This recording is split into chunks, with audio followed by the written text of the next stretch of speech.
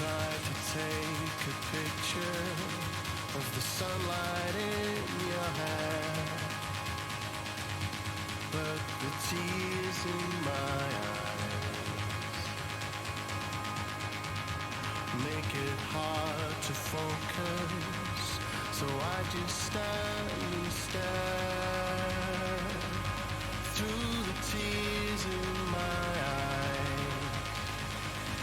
This is the love of my life right here. This is the end of my night of fear. This is the meaning of ever and ever. This is happiness amplified. This is reality starry-eyed. This is the meaning of ever and ever.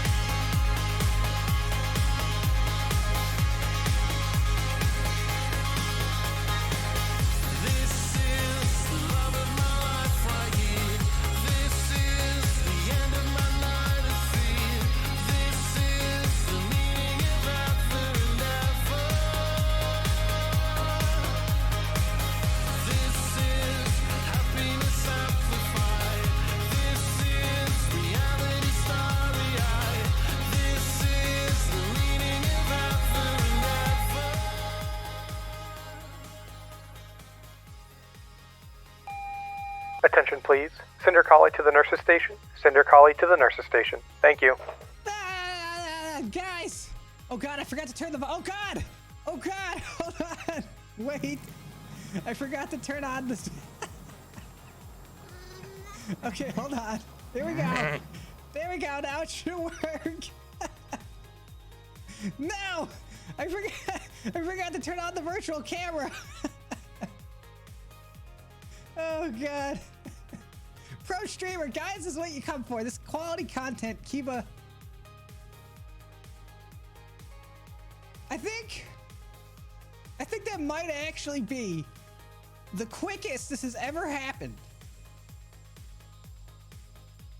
Are you freaking I literally just came on stream and QUBE's like, oh, I'm just gonna take off the bandana. Why not? We just start the stream. Oh, jeez. Just got dressed up, had to make myself look all nice, get ready for stream, and then it just comes right off. Oh, hold on. Jeez.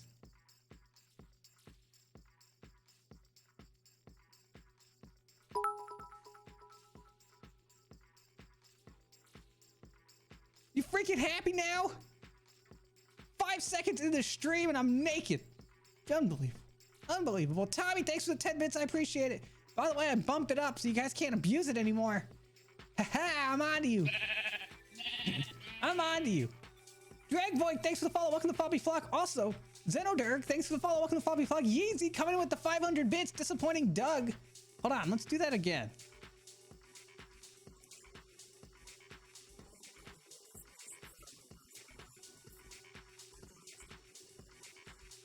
Unbelievable, Yeezy. Unbelievable. Rat Jam reject cat, Rat Jam embrace rat.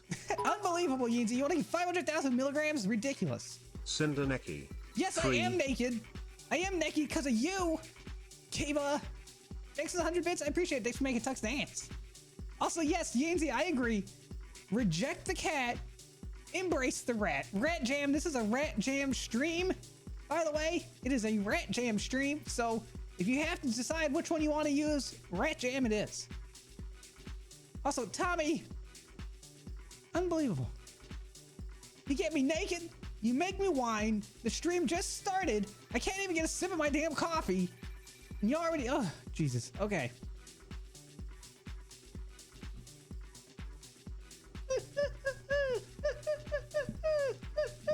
Oh God, my hands, come back. Give me your coffee. I know you got coffee, give it to me, come on. Please, please. There you go, Tommy. Guys, hey, welcome to the stream. Tommy the Fox, Shugaka, Numinous Trees, Lurg, Rob Map, Collie, Kai Aiden. What's up, Kai? How goes it in ICU land? Oh wait, you're ED now? Or still ICU? I know one of the ICU nurses I know has to work in the ED now. Was that you? That might have been Jake. Sonic Gabe, Tuggerung, Ningstingo, hey! What's up, guys? Also, Tux, I saw you up there, Tux. You like that song? I know, I like it too. It's like our song. Happiness Amplified, good song. Good song. Ace Rail, what's up? Fletcher K. And Biko, all the way at the top. Biko, hey Biko. Another day, another stream where chat strips Cinder, right? Every freaking day now. It's just like, oh, let's just make Cinder naked so we can see his bare chest. And I'm like, but I'm cold.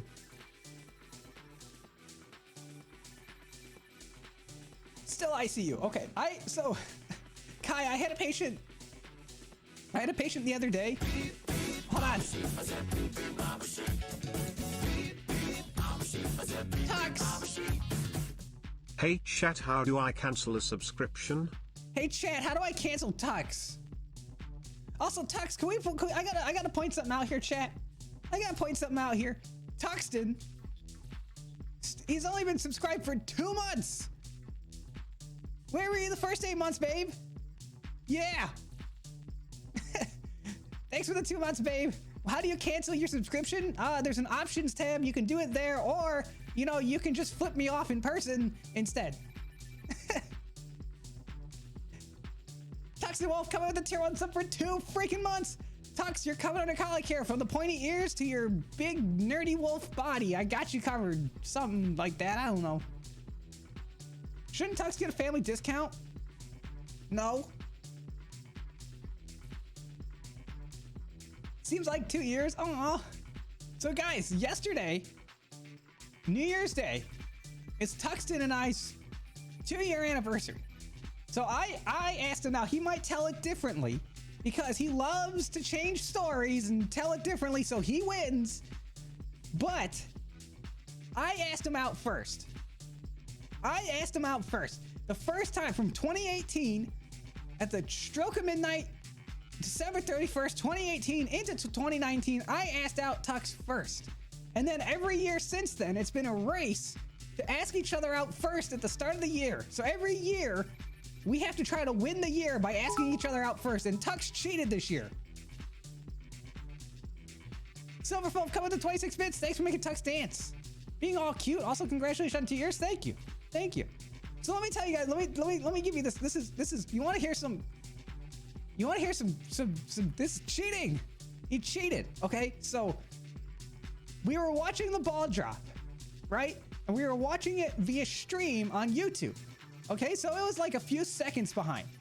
And I was like all rearing to go. I'm like, as soon as that clock hits 12, I'm gonna be like, Tux, you wanna go out with me? And then I'm gonna be like, yes, I won the year, suck it, right? Because it's like, then I won, right?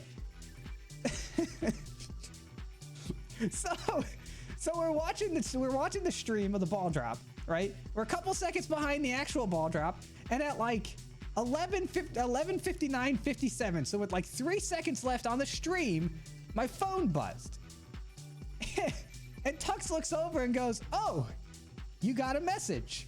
And my first thought is, that son of a bitch, he timed a message to be sent exactly at midnight to Telegram so that he could win. And it took me a second to like realize what he had done. And then the clock switched over to midnight, and I was like, Tux, you gonna go out with me? And then I was all excited. I was like, yes, I won.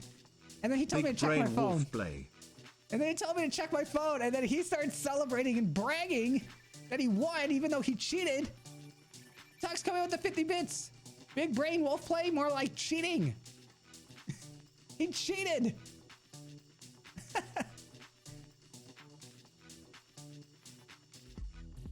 It's okay, Tux. I'll win next year. It's 2-1. 2-1. I got the first one, which is the most important one. Since I asked him out first throughout the entire relationship, technically that counts for 2. So it actually is pretty even. It's 2-2. That's what I'm saying. It's 2-2. That's how it works. I don't make the rules. I just enforce them 2-2. He used his resources. He cheated.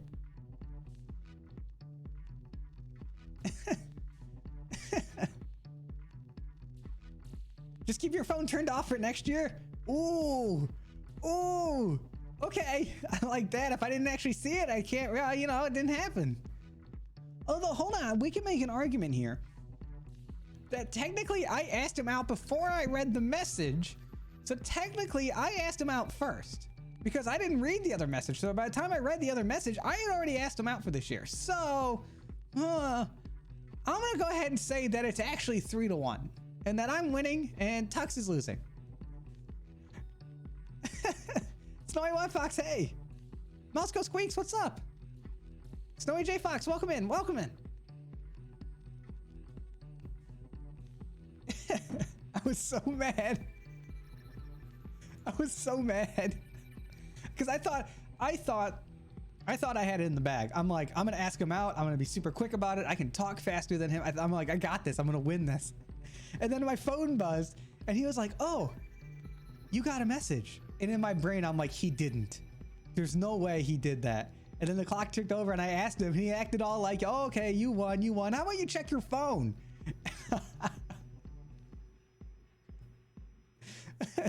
I was so mad. I'm still a little salty about it. I still think he cheated. I'll get him next time. Tux always wins. If there's anything I know, Tux pretty much always wins. There's not much I could do about it. It's okay. I don't mind losing to him. But like, so, okay. So Tux like absolutely killed Christmas this year. Right? He got the Go XLR. He got me a mic. Like, he got a super nice setup for my stream that's really practical that I'm going to enjoy. Right? And I got him some gifts too. But he was like, "So you know what this means, right?" And I was like, "What?" He's like, "It means I won Christmas." I was like, "Son of a bitch! We're not going to have a competition about who wins Christmas, but we definitely are, and I'm going to win next year."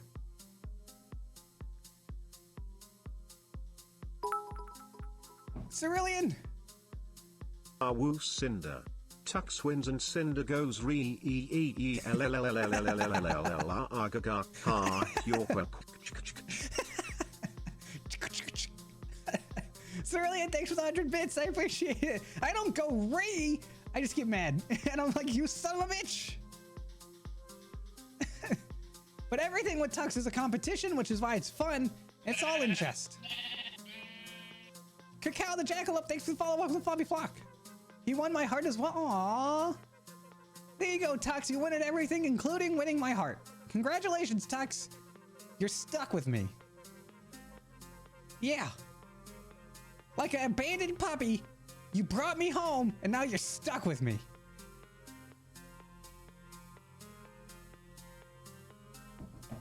Tux is a wolf, so he technically is a son of a bitch. You're right, he is.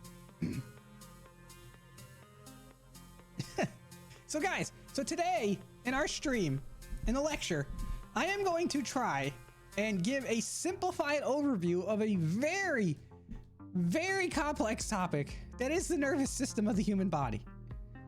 Oh, let me tell you guys, evolution does not prioritize simplicity. Evolution prioritizes efficiency, which means very complex things that don't make sense all work together. So, oh crap, Kai, hold on, I'll tell you. So Kai, I had this patient the other day. So our ICU was full. We had no ICU beds. At the start of my shift, I get this patient who their blood sugar was 1083. So it was like over 1,000, their blood sugar, right? They were in hyperosmolar hyperglycemic state, so HHS, but they also had massive CHF exacerbation. So they were extremely overloaded. So their lungs were all, like significant pulmonary edema with high blood sugar. So like we can't give them fluids to dilute out the sugar because they're already fluid overloaded. but her blood sugar was so high that it was like, we got to treat it somehow. And her blood pressure was through the roof. I mean, she was an ICU patient. For all intents and purposes, she was an ICU patient. She ended up in the ICU. I am not used to taking care of ICU patients for 8 freaking hours. I had to take care of her for 8 hours. She was stuck down in the emergency department as an ICU patient. And I had like other stuff going on. Like I couldn't just focus on her, but I couldn't get out of the damn room. Also, Kai, do you hate nitroglycerin drips as much as I do? I do not like nitroglycerin drips. I don't think they work well. They take too damn long.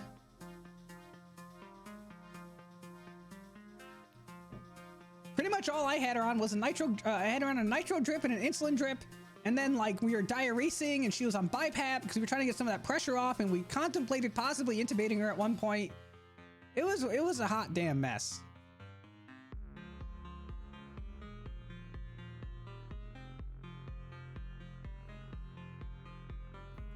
I don't mind them. I'd rather like just give me like a cardine drip or something, like something better. I don't know.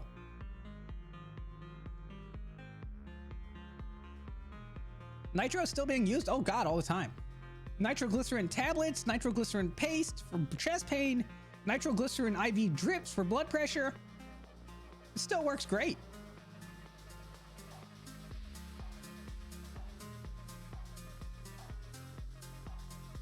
They don't seem to work that well most of the time. They don't. Well, okay. So Kai, our protocol for nitroglycerin drips, we start them at 5 mics per kilo. 5 mics per kilo per hour, which is like nothing, right? So you literally don't get any effects from the nitroglycerin drip unless you titrate it up like 4 or 5 times, right? Because then we start at 5 mics per kilo per hour.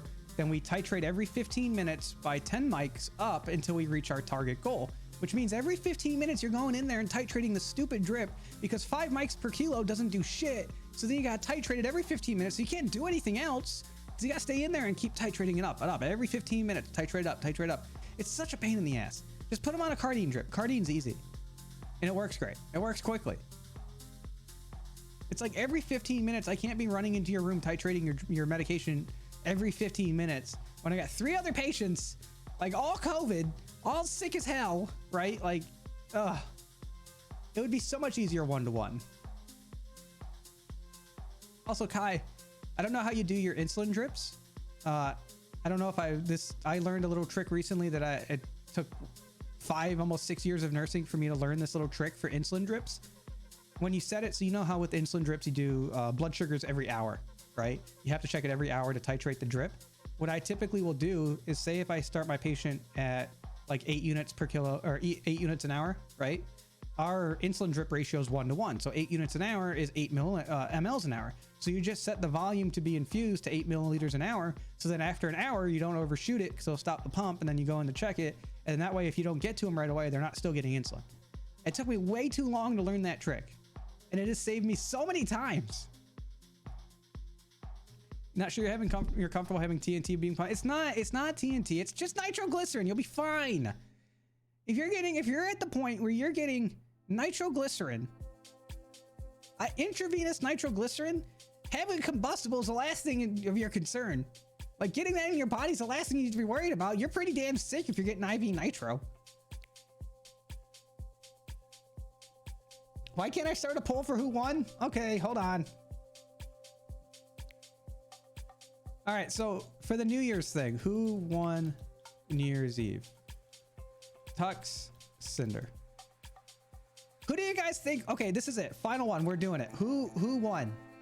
Did I win New Year's Eve because I asked out Tux first because he sent a text message and cheated? Or did Tux win New Year's Eve by sending a timed text message? Who won? I think I won.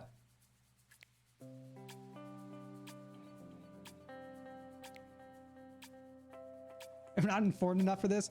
Okay, Tux and I have this competition to see who can ask each other out first on New Year's Eve into New Year's Day because that's how we first started dating. He sent me a text message, time to be delivered right at midnight, and I physically asked him out a few seconds later because our stream was delayed. He says that he won. I think I won.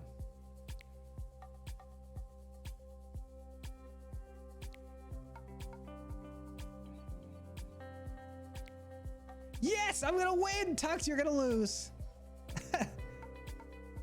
Tux was smarter? Wow. I'm gonna vote for myself.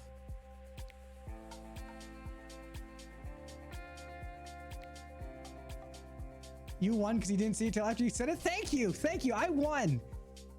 Tux, whatever the result of this, it's final. You know that, right? Oh my God, I'm about to win. Yes. Help me, chat. No, don't help him. Don't help him. Look at that werewolf. Tux making himself dance. My poll's not updating. I don't know who's winning.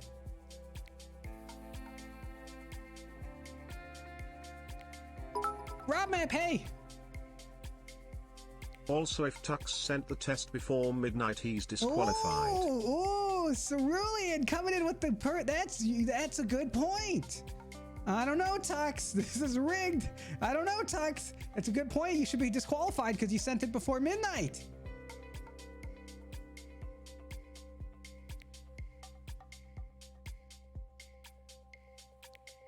Mine's not updating. Who won?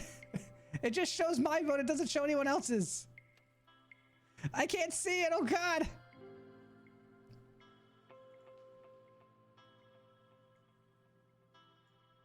Hold on.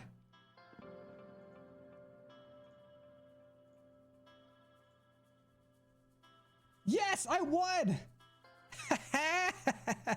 Tux, suck it. I won. Oh, let's go. Yes. It's official, Tux. I won. I'm up 2-1. I'm up actually 3-1 because I had the first one, which counts as 2. You lose. Yes. I'm waiting for him to come busting into the room and being like, I won. Bye. Tux, no, please come back. Babe, don't leave me.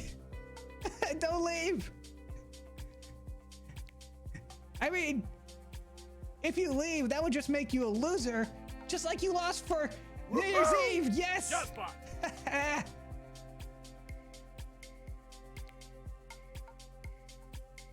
Dragvoid, thank you. Stop the steal.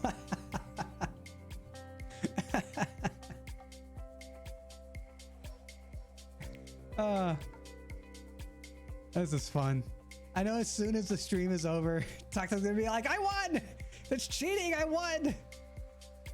You know what, Tux? Even though technically the chat has spoken and this is a dogmocracy and they voted against you, I'm gonna let you win.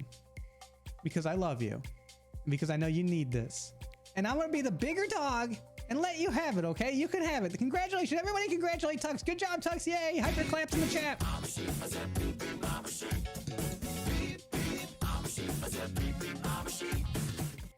Cinder 7 love, Cinder 7 love, Cinder 7 love. Dude, but William coming with the tier 1 sub for 8 freaking months. B. William, you're covered under collie care from flops to the beans. I got you, Bewilliamed. Bewilliam, 8 freaking months, dude. Holy crap, thank you. Cinder 7 love. Chat, I've never won anything before. Oh I my just God. needed this one win. So sad now, Don't crying fall for wolf. it. Don't Sniffle. fall for it. Don't fall for his tricks. He wins all the goddamn time. Don't fall for it. Tux, thanks, man. Why are you just come give me 50 cents. Just give me 2 quarters out of the jar.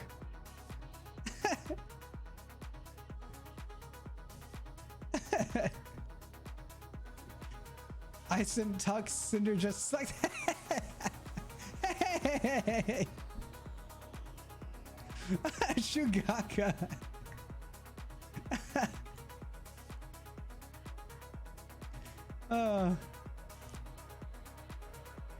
All right, so today's lecture. Today's lecture is gonna be me. Oh God!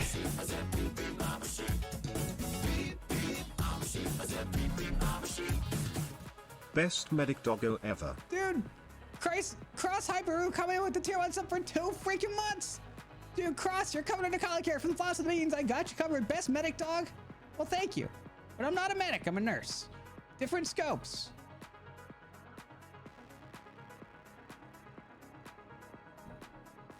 Different scopes for different folks. Thanks for the 2 months. I appreciate it. Okay. So today's lecture, I'm going to try my best to give a brief overview of the nervous system of the human body. So in the last lecture, we talked about alcohol, right? And someone had mentioned that alcohol increases GABA, which is a neurotransmitter, which is an inhibitory neurotransmitter, which kind of slows things down. So then I was like, okay, let's talk about neurotransmitters in one of my streams coming up. And then as I started looking at neurotransmitters, I was like, okay, well, in order to understand neurotransmitters, you have to understand the nervous system. So then I started researching the nervous system. And then I was like, okay, in order to talk about the nervous system, we're going to have to talk about neurons and action potentials. And it just kept going deeper and deeper and deeper.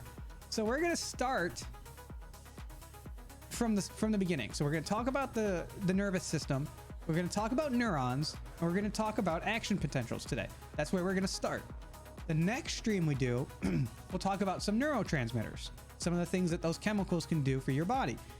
After that, this all stemmed from this alcohol conversation, because after I did the alcohol lecture, I was like, let's look at other substances, things like nicotine, right? Certain medications, certain drugs like cocaine, THC, right? Meth. How do they affect the body, right? And a lot of it revolves around this neurotransmitter, these chemicals in your brain. So in order to get into those lectures, we need to cover all of this stuff first. There's a lot to go over, and I'm gonna be honest with you, I don't even understand it past the basic level. So it's gonna take a while to get there, and it might not be the it's not gonna be the easiest thing to understand. And I'm gonna tell, if you ask a lot of questions, honestly, a lot of my answers are gonna be, I don't know. It just does. It just works. And it just works well because our bodies did not prioritize simplicity. They prioritized efficiency, which means it is extremely complex for humans to understand. We are trying to understand how our own brains work. It's not easy. It's not easy.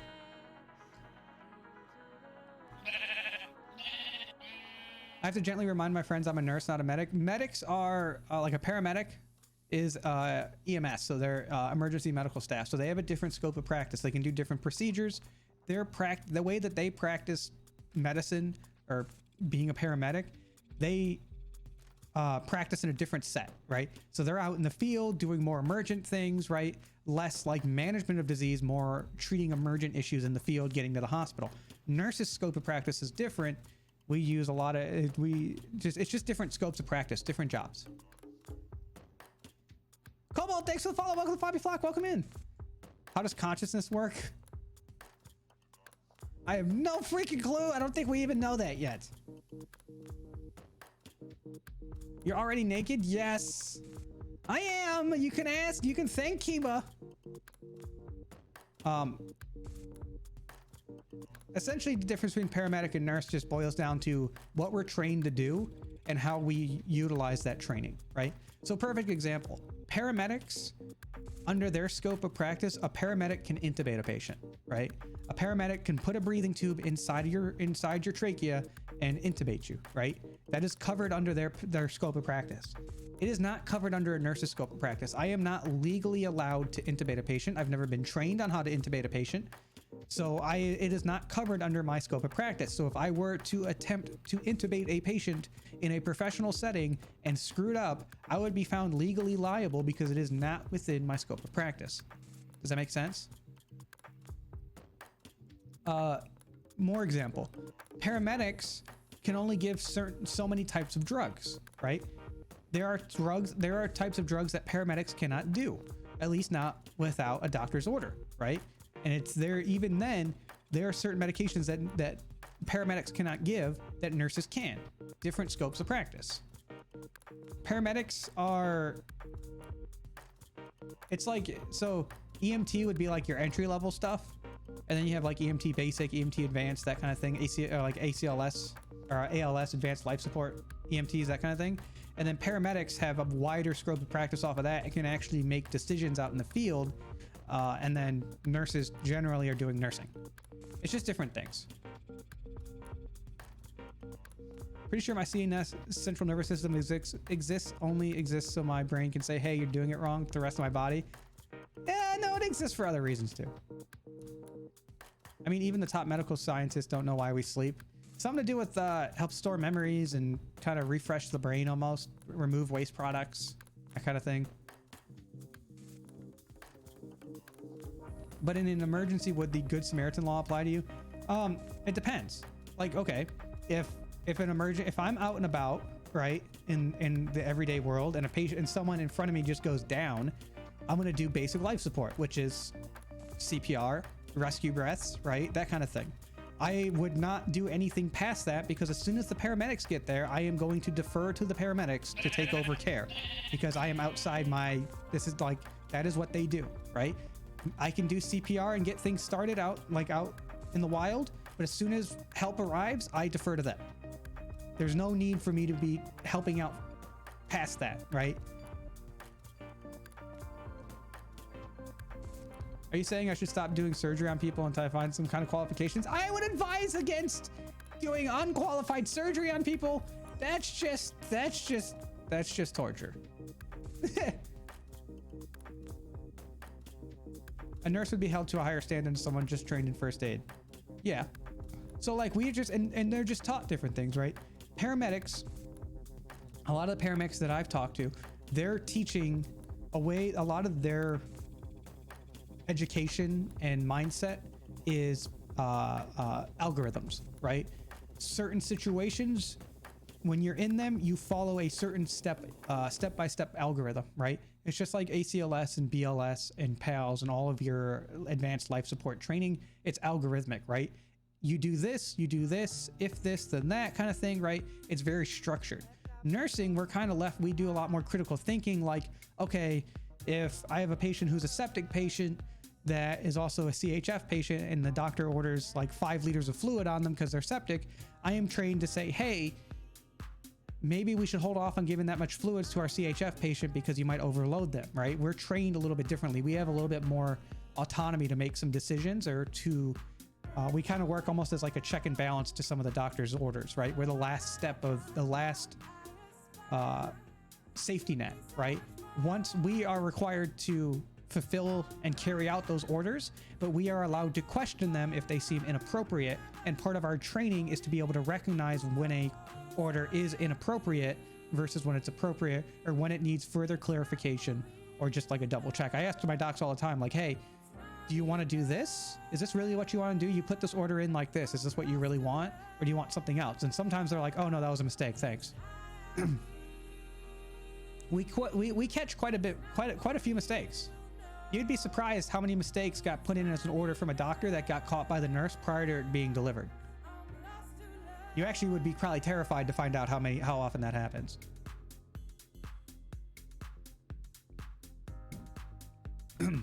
Five liters of fluid. Kai, you know how they are with septic protocols, man. You're you know, what is it? 30 mLs per kilogram for septic fluid stuff, for septic shock prevention. It's like 30 mLs per kilo or something like that. So if you have a patient who's like 200 kilograms, which is not unheard of to be 200 kilograms, I mean, that's a lot of fluid. And it sucks. Followed by 250 milligrams of furosemide. After little old granny with CHF comes in for urosepsis, and we give her 3 liters of fluid to try to combat, you know, septic shock, only to throw her into congestive heart failure exacerbation because of it. Hell of a boss. Hell of a boss. Thanks for the follow. Welcome to Floppy Flock. Welcome in. That's a hell of a name.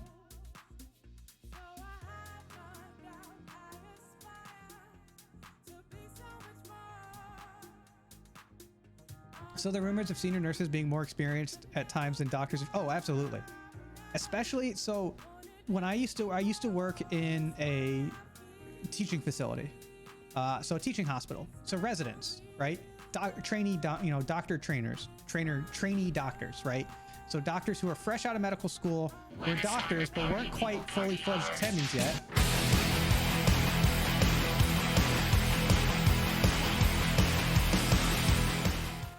Dude, Roxy Fluff coming in with a rate of 13. Holy freaking crap. Roxy Fluff, thanks for sharing your community with mine, and thanks for blasting my ears. Full of wonderful Andrew WK. What were you guys doing? What were you playing? What were you streaming? Thanks for the raid. Welcome in, guys. We're talking about medicine and soon the nervous system. We'll get to that.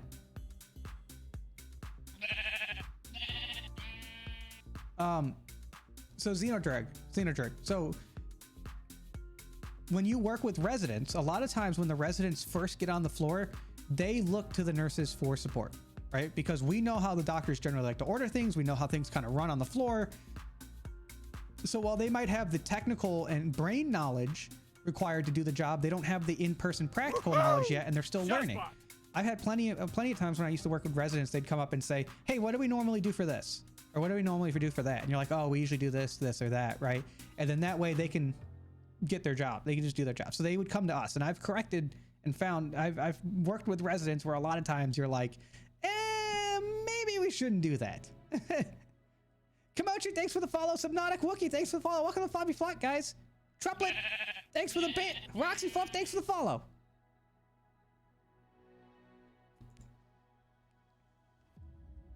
Ronnie wanted to say hi, wanted me to raid you. Hi, welcome in.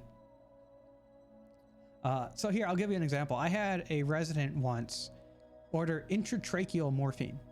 So instead of ordering it intravenously, they misclicked and they ordered it intratracheal, right? So it was like, I don't know, 9, 10 o'clock at night.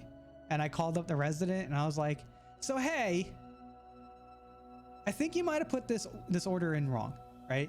You ordered it to be shot down this dude's trachea, which we don't do.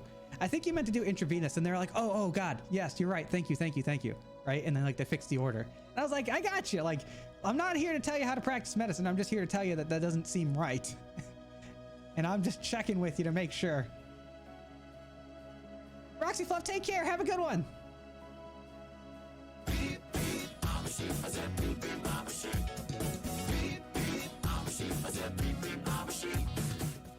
They tried to save him with an IV, but it was all in vain. That's a good one. I like that. Actually, I like that. I'm gonna use that joke. Yeah, did you hear about that patient who passed recently? They tried to save him with an IV, but it was all in vain. I like that. That's good. That's good.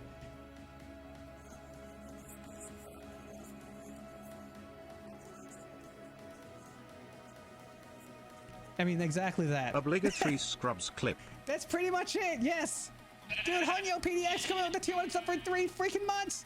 Hunyo, you're covered under collar care from the flaps to the beans. I got you covered. Thanks for the 3 months. B. William coming with the 500 bits. Perfect timing to talk about Doug giving 500,000 milligrams of morphine. What Laverne does there is pretty much my job. Is, hey, so this doctor ordered this. Let me check with you real quick before I accidentally kill somebody. Dark Furry Alliance, thanks for the follow. Welcome to Flobby Flock. Welcome in. Is 500 milligrams of morphine a lot? Yes. Is 500,000 milligrams of morphine a lot? Hell yes. We usually give, our normal dose for morphine is 4 milligrams. I've given up to 10. The most I've ever given in one single injection was 10 milligrams.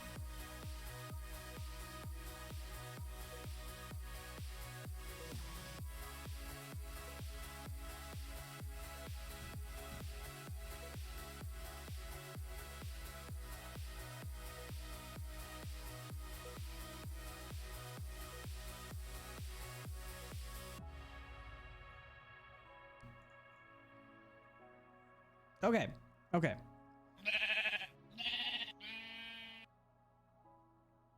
Let's talk the nervous system.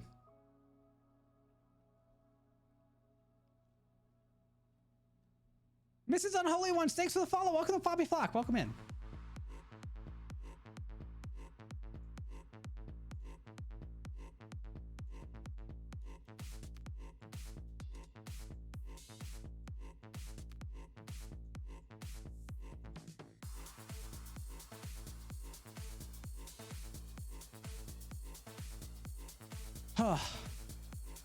The nervous system. This is going to be a difficult lecture. There's a lot to talk about. So your nervous system is pretty much what controls everything you do. Every movement, every bodily function, every feeling, sensation, thought, right? Right now, you looking at this screen, right now, me talking, moving my mouth, my vocal cords, all controlled by the nervous system. Intense classroom music time.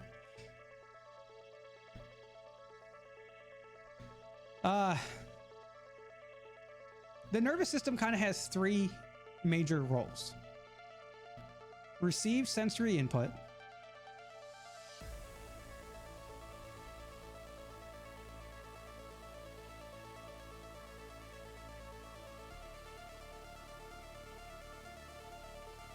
Integrate that information to the brain.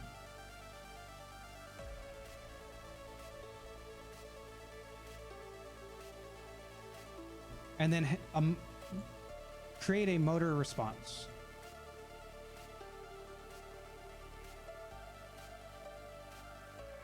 To put it like just as simply as possible, this is how things work. So something touches your leg, right? Maybe you're sleeping, right? And a spider crawls on your leg. Your nervous system receives a sensory input from one of your sensory receptors in your leg. It sends that information up to the brain for integration, where your brain says, hey, I felt something crawl on my leg, because your brain can recognize that sensory input and determine that it means, hey, there was a light touch on my leg that feels like a spider crawling on it. And then your brain says, let's get it off. So then it sends a signal back that creates a motor response for you to swipe it away. That is the basic function of the nervous system. That is like to break it down as simply as possible. Sensory input that goes to the brain to be interpreted and integrated to create a motor response to that sensory input. This allows us to interact with our environment and allows us to maintain homeostasis by changing our bodily functions, both voluntarily and involuntarily. But it is so much more than that. So if you guys remember when we talked about senses, when we talked about hearing, vision, taste, and smell, we didn't really talk about touch that much, but we talked about different types of sensory receptors. We talked about the chemoreceptors in your tongue, or on your tongue and in your nose, that pick up different chemicals, which send impulses to the brain that the brain interprets as smell, right? We talked about the, what are they, like the photoreceptors in the eye that pick up electromagnetic radiation, which then interprets and sends signals, which causes your neurons to send signals to the brain that you interpret as vision to allow you to see, right? And then you have your mechanoreceptors in your ear that pick up different pressure changes in waves, in air waves, that create sound. And it interprets that, or it sends signals based off of that type of, that receiving of those mechanoreceptors get triggered based off of that change in air pressure and send signals to your brain that you perceive as hearing, right? So it's all about a sensory input being converted into a signal that the brain can interpret, which then the brain either interprets and like utilizes, or interprets and responds with a motor response. Okay? There are two main types of nervous systems in your body.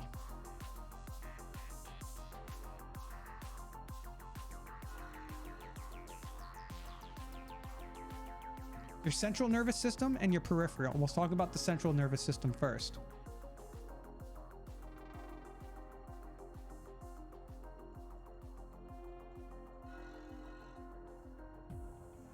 Commonly referred to as the CNS. So when we say that something is a CNS depressant, like alcohol, it is a central nervous system depressant because it depresses part of the central nervous system, i.e. the brain.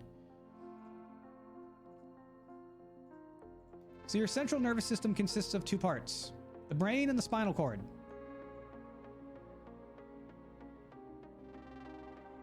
There we go. Put them there.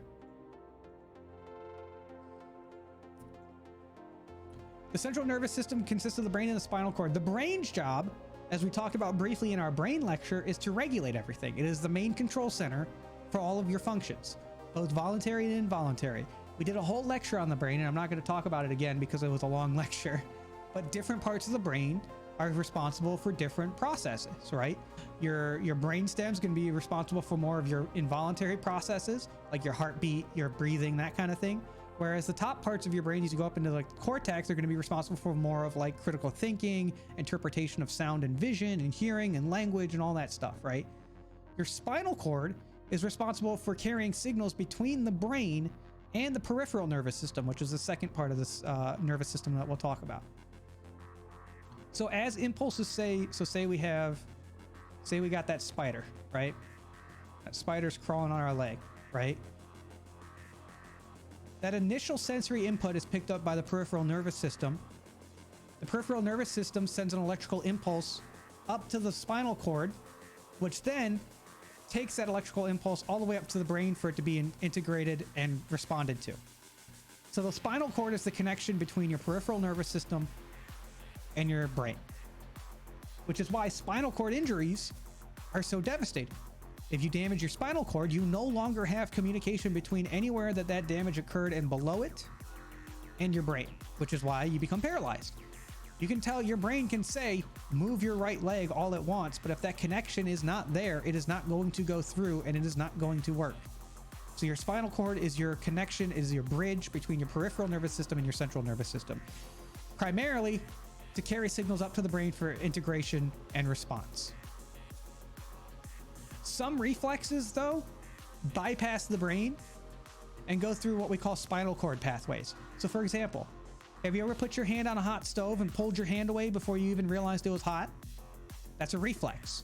That triggering of specific types of sensors, of sensory receptors in your hand, sent impulses in a certain way that not only is it carried up to the brain, but it also gets shot back via an accessory pathway to pull your hand away before you even realize that it's hot. It's called a spinal cord pathway. If you've ever done it before, you know what I'm talking about. If you've never done it before, please don't go put your hand on a hot stove. But you've probably had it before where you put your hand under hot water and you pulled it away before you even feel the burning. That is just an involuntary response, and it's your body's way of trying to protect you when certain sensory receptors are triggered to pull away from that stimuli as quick as possible before you even realize that you're doing it. It is a safety measure. You just joined the stream a minute ago. We're talking about the nervous system. Music is loud? Okay. How's that, better?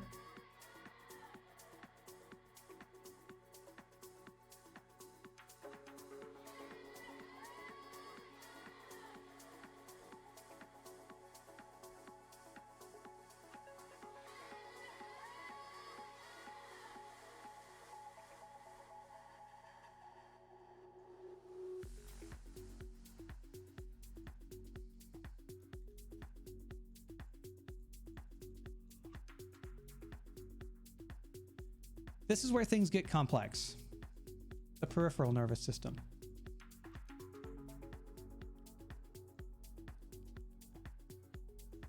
The peripheral nervous system is responsible for literally everything else.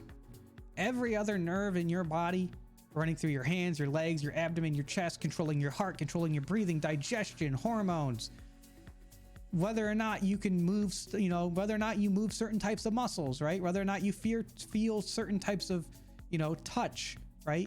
All done by your peripheral nervous system. Your peripheral nervous system has multiple different divisions within it, okay? So your peripheral nervous system is made up of two main divisions.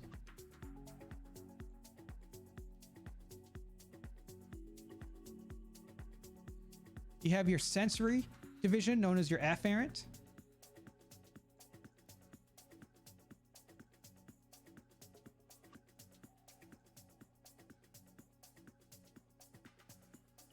Where's my mouse? I lost my mouse. And then you have your motor division, known as efferent.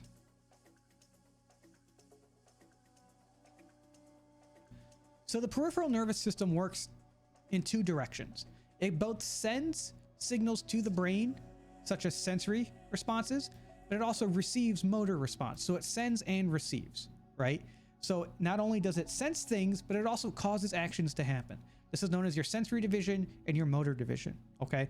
Your sensory division, which we've talked about before in the past, that would include your touch, right? So being able to touch things and feel things, other senses like taste and smell and hearing. It's all sensory driven, right? You have those sensory receptors that we talked about, the chemoreceptors, mechanoreceptors, and the photoreceptors that respond to different types of stimuli and produce different types of impulses that your brain interprets. So for example, your sensory receptors in your skin, responsible for feeling that spider crawling on our leg, right? You have these little sensory receptors here under the skin, and as that spider crawls around on us, right, it triggers these fine touch sensory receptors, which send impulses to the brain to say, hey, there's something touching us, there's something tickling us, right? That's how that sensory works. So an external stimuli triggers those sensory receptors, which then sends impulses to the brain, which get interpreted as light touch. Your motor division within your peripheral nervous system gets complex because there's different things within it that determine, that have different functions. So within your motor division,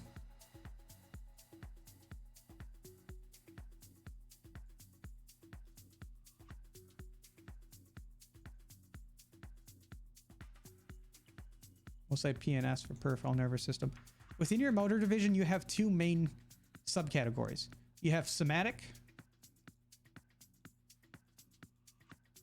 and you have autonomic.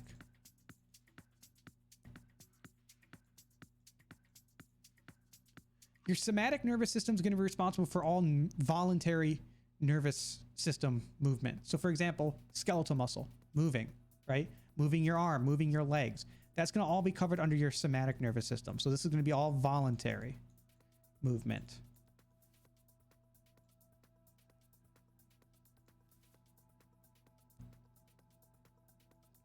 All right. So this part of the nervous system, you tell yourself to move your arm moves. That is your somatic nervous system within the motor division of your peripheral nervous system. You can see how this is going to get complex because it starts to kind of like nest within itself, right? So your somatic nervous system is responsible for voluntary muscle movement, right? So skeletal muscle movement. So when you reach down to brush that spider off your leg, you're using your somatic nervous system because you are voluntarily moving that arm to brush it away. Your autonomic nervous system is going to be responsible for all involuntary movements.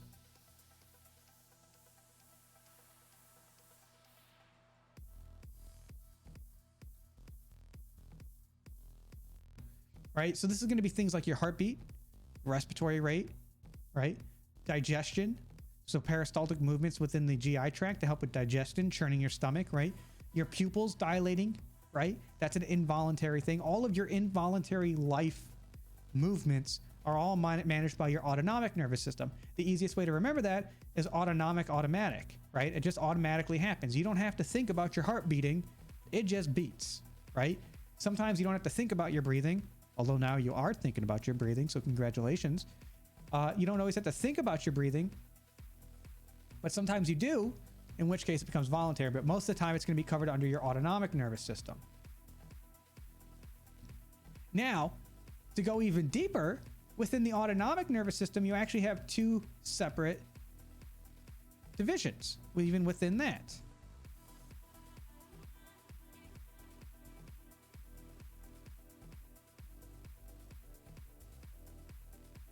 Did Twitch crash? What is going on?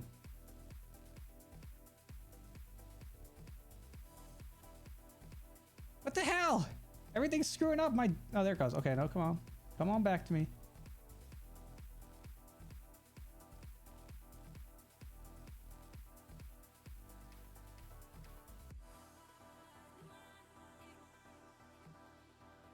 Okay.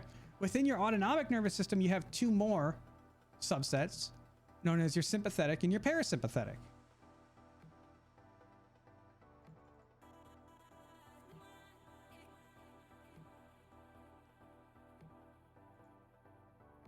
Oh, Twitch chat died. Okay.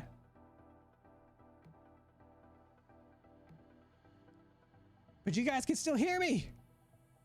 The chat doesn't work. Oh God. Well, guess what? That means you guys can just learn. I'm sure they'll fix it.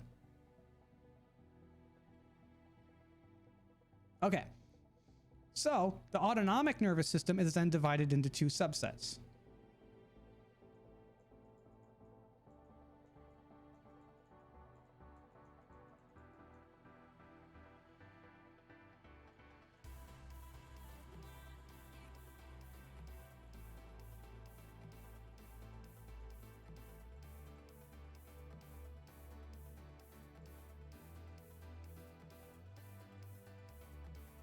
Twitch told the chat to be quiet. Be quiet, chat! That's weird. That sucks that it crashed. Okay. So, your autonomic nervous system, which is your automatic nervous system, is separated into two branches. Your sympathetic nervous system and your parasympathetic nervous system. The easiest way to think about this, okay?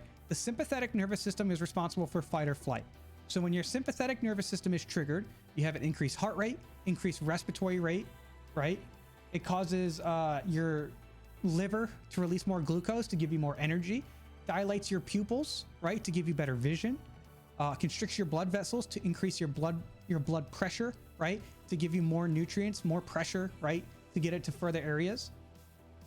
Opens up your airway to make it easier for you to breathe so you can use it more, right? So your sympathetic nervous system is responsible for fight or flight.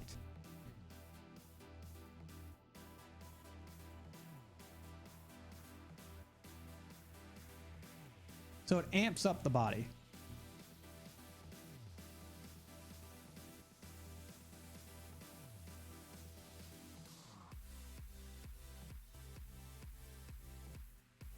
The parasympathetic nervous system, on the other hand, slows down the body, so it results in rest and digest.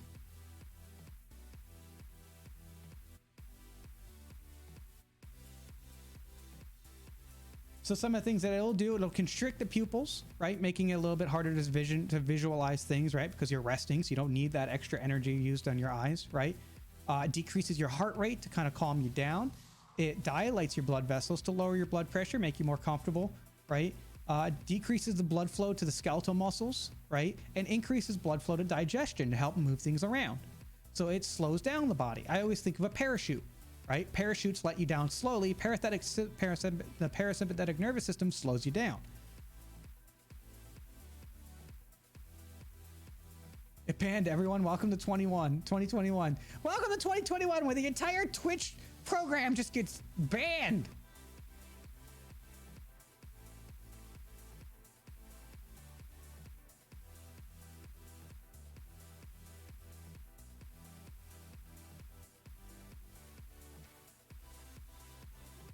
Is it down for everybody else too? All the other streamers, is all their stuff down too? Is it just Twitch being Twitch and just falling apart?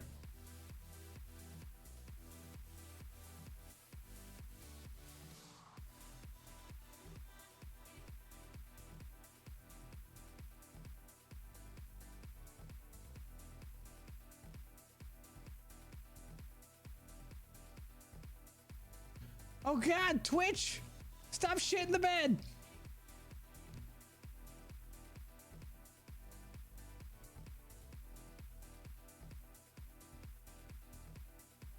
It's the third day in a row they screwed up. What happened last time? Well, let's take a second. Get a sip of water. And wait to see what happens.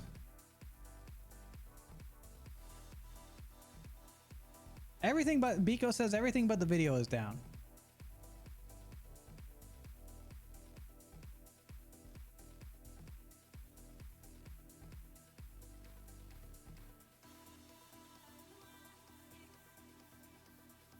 They say they're implementing a fix. Okay. It's okay. We'll wait. We'll wait.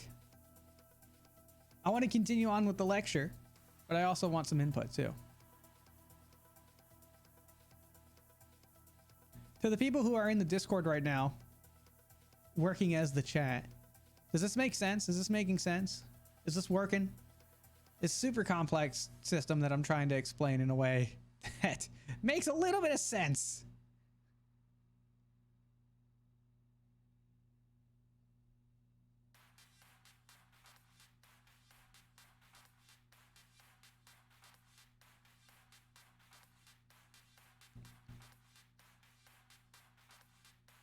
Twitch is down. Now, Twitch! Fix your shit, Twitch!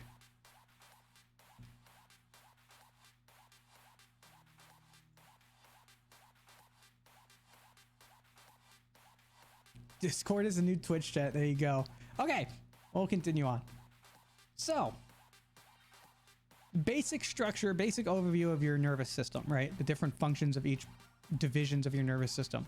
Okay, so the nervous system's main goal is to bring in sensory input, integrate it into the brain for processing, and then respond with a motor response of some kind. Okay, your central nervous system consists of your brain and your spinal cord. Your brain is the one who makes all the decisions and controls everything. It helps regulate bodily functions, helps make decisions, critical thinking, that kind of stuff, right? Your spinal cord is the connection between the peripheral nervous system and the brain. Without the spinal cord, signals from the peripheral nervous system and to the peripheral nervous system cannot conduct through. Thus, spinal cord injuries can cause things like paralysis or loss of feeling. All right. The peripheral nervous system consists of two main divisions. This consists of the sensory or afferent division and the motor, the efferent division. So the peripheral nervous system both is responsible for both bringing in sensory inputs and then executing motor responses to them, right? The sensory division of your peripheral nervous system, that includes like touch, taste, smell, hearing, vision, those types of things, right? The motor division, your efferent division of your central nervous or peripheral nervous system, is broken down even further. Within the motor division, you have somatic and autonomic. The somatic division within the motor division is responsible for voluntary movements. That would be skeletal muscle. So moving your arm, making a fist, waving your hand, talking, looking around, that kind of thing. All covered under somatics. It's all voluntary movements, right? Things that you control.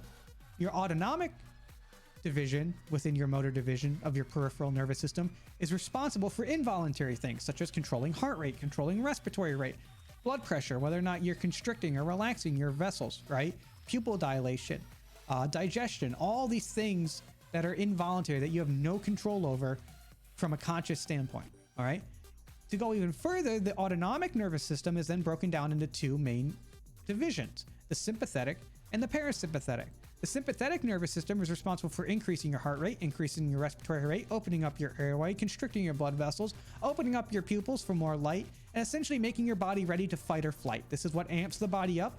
So when you wake up in the middle of the night with a spider on your leg and suddenly your heart's racing and you feel all panicked, you can thank your sympathetic nervous system for going into a panic. Because that's what it is. Your body is amping itself up for defense. And then once maybe you realize that it wasn't that big of a spider, or it was just something tickling your leg and not actually a spider, your parasympathetic nervous system kicks in to slow the body down, to encourage rest and digestion, slowing your heart rate, slowing your respiratory rate, right? Taking blood away from your skeletal muscles and going towards your smooth muscle of your GI tract to improve and promote digestion. That is the basics of the nervous system. How does this all work?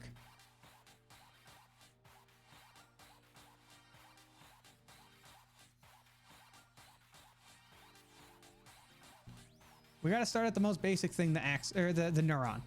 The neuron is a nerve cell. There are different types of neurons. We're going to only stick with just the most commonly depicted neuron, which is this guy here. There are ones with one branch off of it. There are ones with two branch off it. This one has multiple branches going off of it. Oops.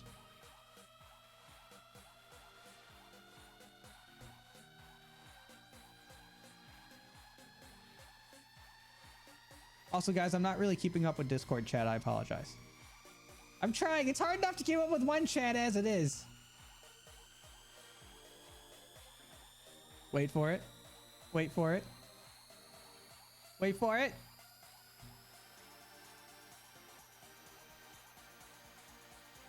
Wait for it.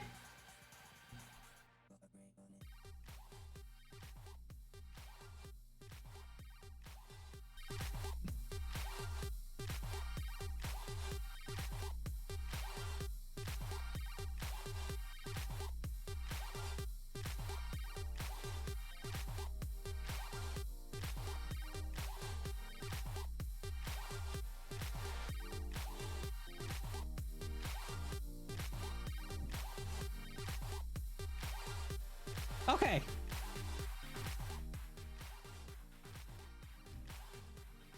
Sorry.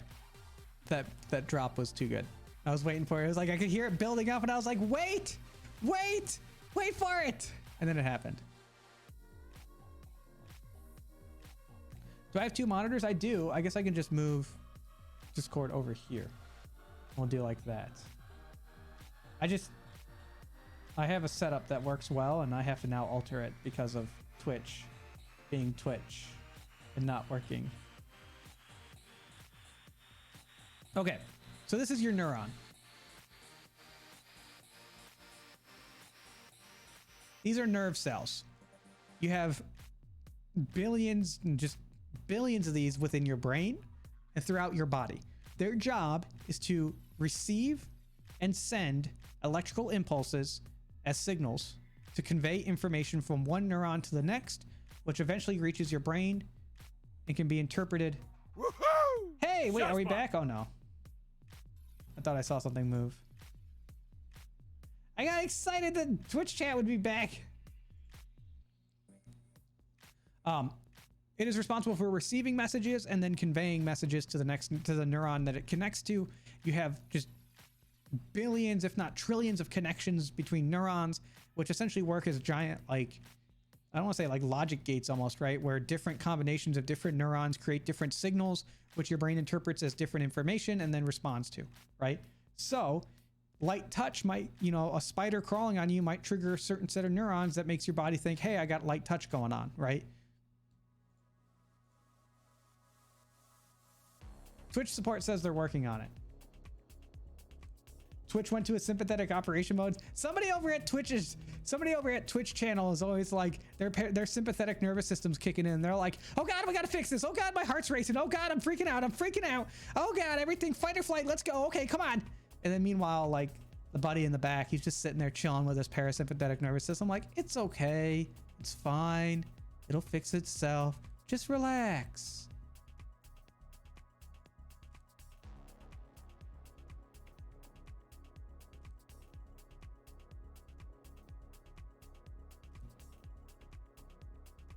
Okay, so the neuron. The neuron is made up of 3 distinct parts. You have what's called the soma. Oop, I don't want to do that. I'll do it like that. Which is the actual cell body of the neuron. This is what contains the nucleus, the ribosomes, the proteins. Essentially is what is the life support for the cell, right? The nucleus, everything that you need for a cell to function is within the soma, okay? Or cell body. I have it here too. The dendrites, these little guys up here, which stick off of the soma, at least on this particular type of neuron, is responsible for receiving information from other neurons. So you have maybe another neuron over here, right? That's connected to it. You have a neuron over here that's connected, a neuron here that's connected, right? You have all these different neurons that make different connections with each other. And depending on which information is sent from one neuron to the next, it's received at the dendrite, sent to the soma, and then down the axon, which is this long part here, which is what then conducts that signal to the next neuron. Okay, so receive it in, interpret, send. Receive in, interpret, send. Over and over and over. Woohoo! Shotspot! The axon, this long kind of tail-like thing, is covered in what we call a myelin sheath. This myelin sheath helps increase the conductivity, increase the speed at which those electrical impulses can travel through. It increases how fast it can happen, right? There's the science behind this is what I'm not going to get into because it gets super complex with how this helps electricity move quicker through it, but it does.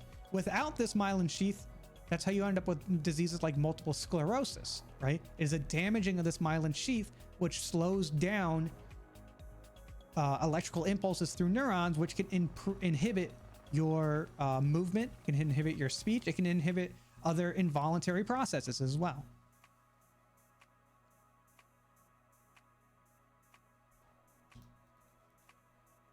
Tux is texting me saying that people are getting pissed off. Shroud apparently got super pissed off about all this.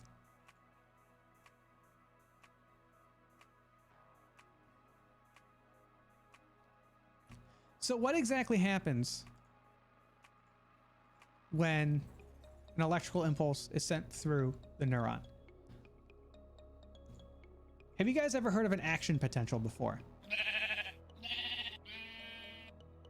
Somebody followed and I don't even know because I can't see.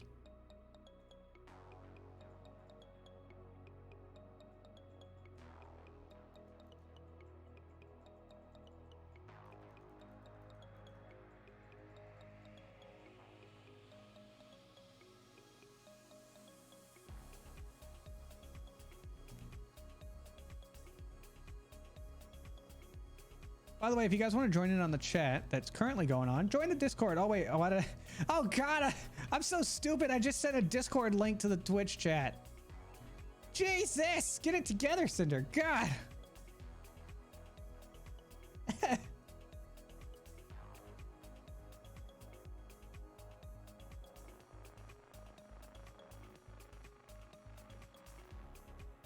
Okay, so an action potential. An action potential is what happens when a neuron essentially creates an electrical impulse that conducts through itself, right? So it has to do with electricity. So in order for an action potential to occur, a certain set of criteria need to be met for that neuron to essentially fire, right? And when that neuron fires, it conveys specific types of information. That information is then sent through other neurons all the way up to the brain to be interpreted, right? But how this happens is very complex, and without this, we would not exist to be where we are right now. This topic, it can be a little bit hard to understand, and I even struggle with it sometimes because it all comes down to chemistry and physics, right? So here's your neuron. This is inside the neuron. This is outside the neuron. The neuron itself at a resting state is negatively charged. Okay? So the neuron, when it is not firing and is at a resting state, it has a negative charge. The outside of the neuron, the area around it, is positively charged.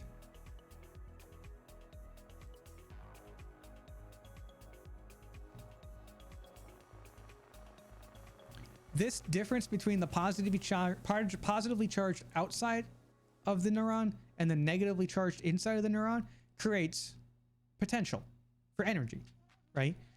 The universe itself does not like when there is a difference between positive and negative. It wants to make everything equal. So this creates a potential for energy, okay? This is done by this little device right here. This is what's known as a sodium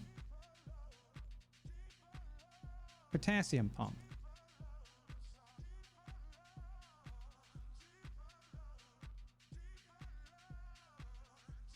And this little device here is what essentially makes human beings and other animals that have this system able to do what they do. The sodium potassium pump is responsible for creating this positive and negative gradient between the neuron and the area outside the cell. So, outside of the cell, you have a high concentration of sodium, Na, right, which is a positive ion. Inside the cell, you have a high concentration of potassium, which is also a positive ion. But within that potassium, or within the neuron itself, you have proteins that are going to be negatively charged. This creates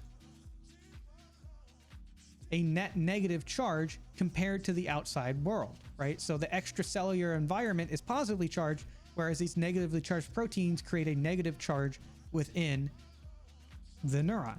The potassium pump works by releasing 3 sodium rather, for every 2 potassium that it lets in.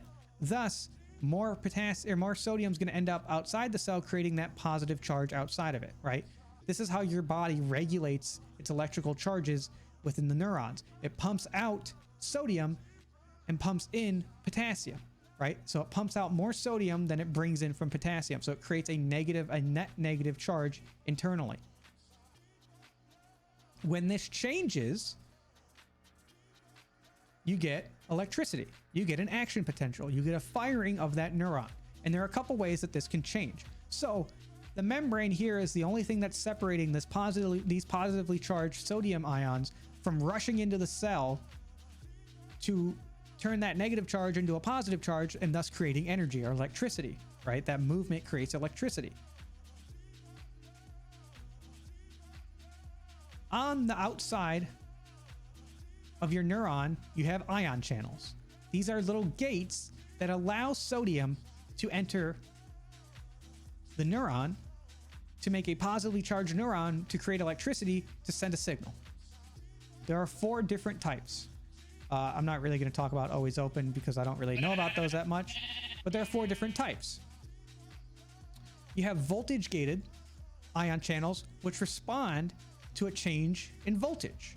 So as the internal part, as the neuron becomes more and more positive over time, eventually it reaches a threshold and all of these voltage gates open up. And that is, once you've hit that point, you've hit the point of no return, that neuron is going to fire regardless of what you do, because you have now opened up the voltage gates, which let in a ton of sodium, which causes a depolarization of the cell, causing an electrical shock to go through it, thus creating a signal. So that occurs when a certain threshold has been met within the cell from a millivolt standpoint, right? You have ligand gated, which respond to certain types of neurotransmitters, that when a neurotransmitter attaches to that ligand gated ion channel, it opens up, allowing sodium to go in.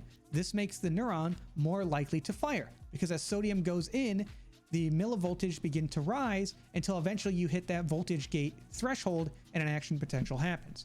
You can also have mechanically gated ion channels, which respond to actual physical pressure, right? So for example, your touch sensation, that pressure opens up specific channels, which increase the amount of sodium going into the neuron, which increases the risk that it's going to fire and send a signal. So that light touch, right, versus like a deep touch, it responds to different types of pressure, which open up those channels.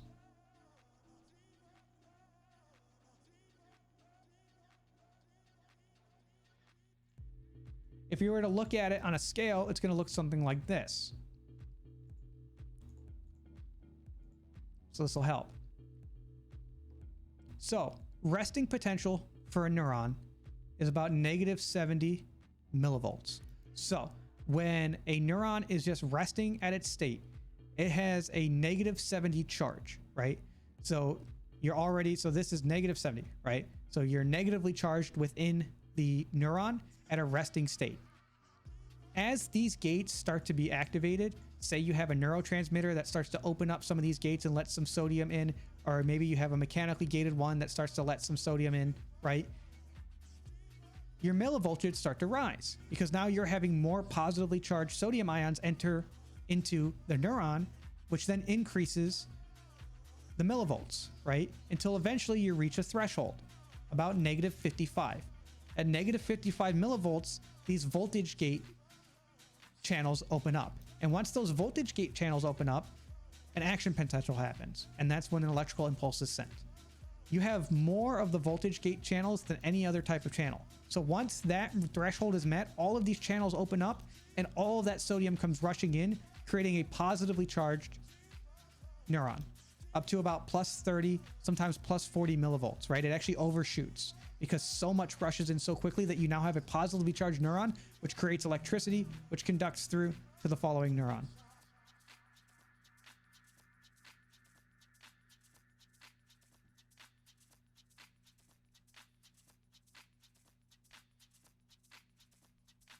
Your body tries to fix this over depolarization by repolarizing the neuron, right? So slowly but surely, these sodium potassium pumps start pumping out some of that sodium and pumping potassium back in at about 2-to-3 ratio to then maintain that negative charge again. This is what we call the refractory period, or repolarization, where it actually starts to get rid of all of that extra sodium, right, after it's already become super positively charged, to maintain back to its resting state. And you have a little dip here where it becomes hyperpolarized and actually overshoots, and you get a bit of a refractory period as well. This happens all the time. It's happening right now in your brain, right now in your body, and you don't even know it. It's happening all the time. Me talking, me moving, me making any thought, right?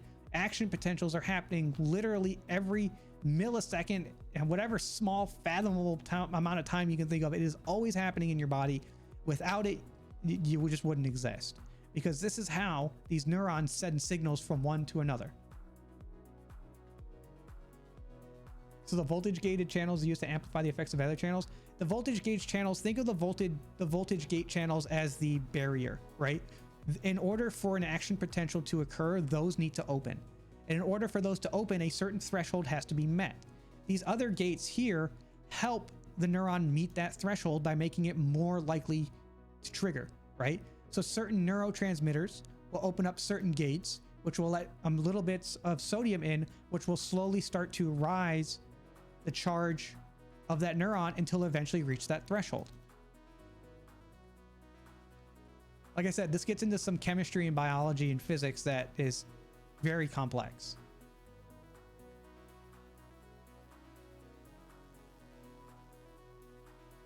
Without that action potential, the neuron can't do its job. It cannot relay signals.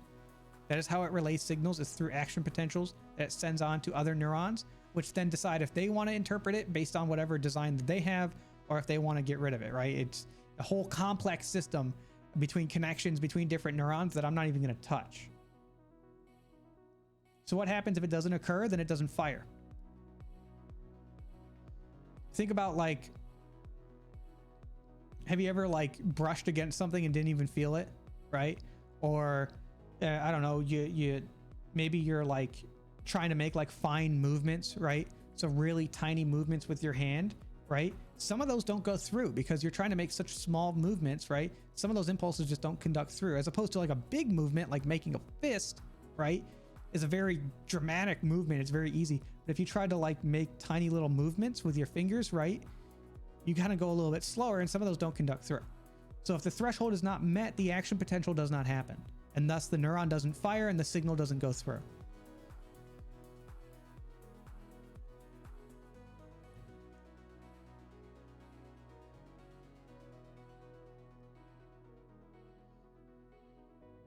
Would that be like wearing, you stop feeling the watch that you're wearing? That can also just be from, yeah, I mean, you're just wearing it all the time. You don't realize it, right? Your brain's getting that impulse and you're just kind of like, it doesn't process it anymore.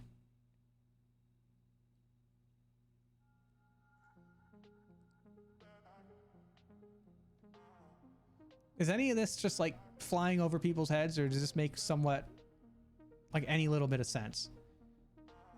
Because I cannot overstate enough how complex of a system this is and how amazing it is. But it's there's a lot of things that need to be understood about it that I am trying to simplify as best as possible.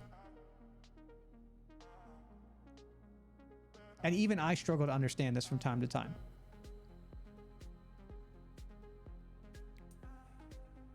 You're kind of lost.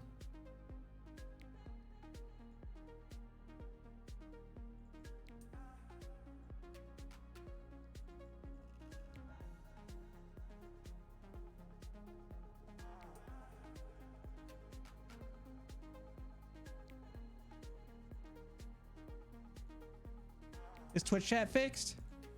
Oh my God, is it fixed? Is it back? Do we live?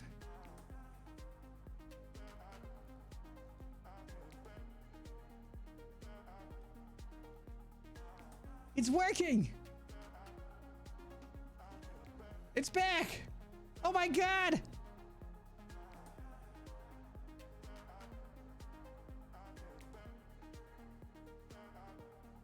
Yes!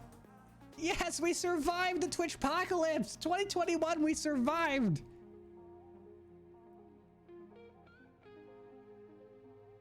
How would this relate to seizures? Seizures are when all of your neurons start firing all at once, asynchronous, so it just starts firing all together. Causes like a short circuit. How quickly does a neuron recharge after firing? It has a refractory period. I'm not sure how long. It's not long, but essentially it has a refractory period to keep signals from backtracking.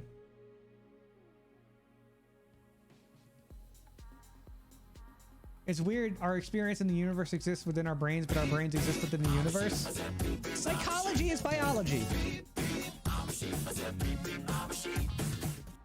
Dude, Biko gifting out tier 1 sub to Yeezy. Yeezy, you're covered under collar care from the flops to the beans. I got you covered. All the chocolate chips that are on your, because you know you're a yin, you got spots. They're like choco chips. You guys, we're back. Dude, Biko, thanks for gifting out that tier 1 sub. Thank you. It doesn't look like the the badges aren't working, but that's okay.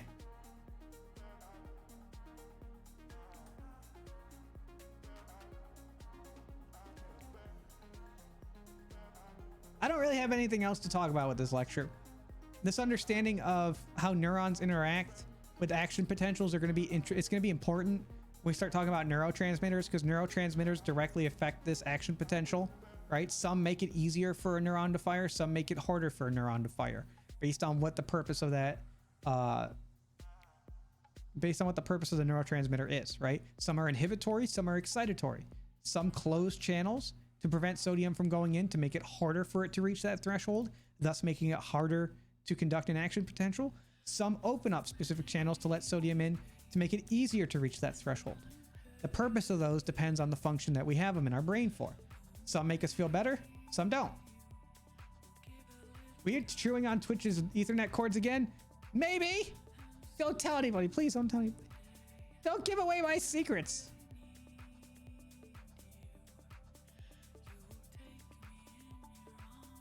So put fudge Oreos on my desk. Ooh, thank you. Home. Let's get a little lick of these. Yeah. Yeah.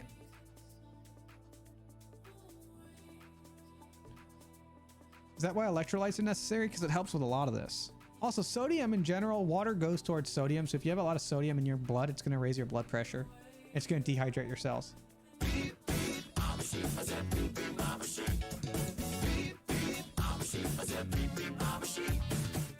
Beep beep. Dude, Zeri's coming with the tier 1 sub for 5 freaking months. Zeri's, what's up? Welcome in. Zeri's, you're covered under colic here. From the floss to the beans, I got you covered. Thanks for the 5 months, Zeri's. Hopefully doing well. Twitch is up for me finally. Finally. God, Twitch just pooped the bed. Twitch was like, hey, I'm just gonna lean over you right now, sitting still, enjoying your stream. Twitch just came in and it suddenly just went like this. They just shit all over us. Disgusting, Twitch, disgusting. Oh.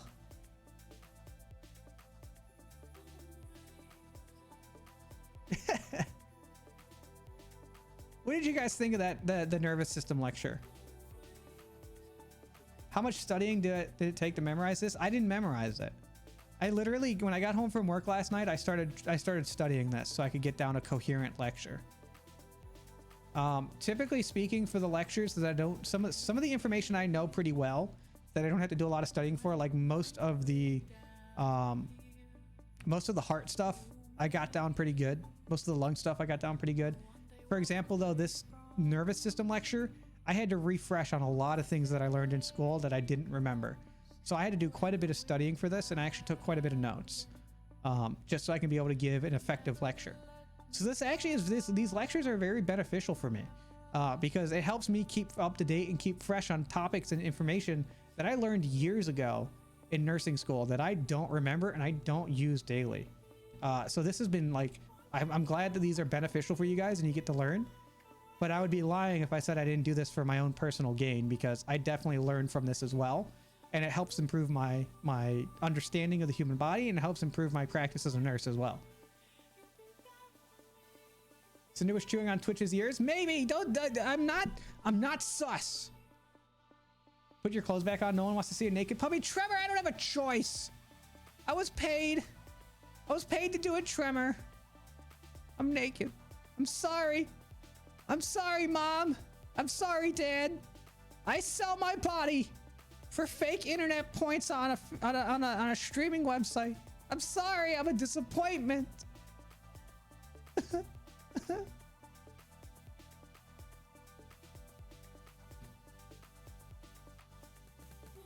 Collect credits for Cinder streams. Like, what would that be, like CEUs? That'd be actually pretty awesome. Good revision for me. I wish I could claim it for continual professional learning. Me too. You're the only streamer I know that teaches stuff, and I love it. Aw, thanks, Otterine. It gives me something to think about, actually. I think a lot of us are genuinely fascinated about how our body works, but it was never knows how to approach it because of how complicated it can be. And I'm gonna be honest, it's very complicated. A lot of stuff I talk about is surface level at best. What we just talked about today with the nervous system is so intense that I had to, like, I was finding like rabbit hole after rabbit hole of things I could go down that I had to cut out because I'm like, it just is not that important.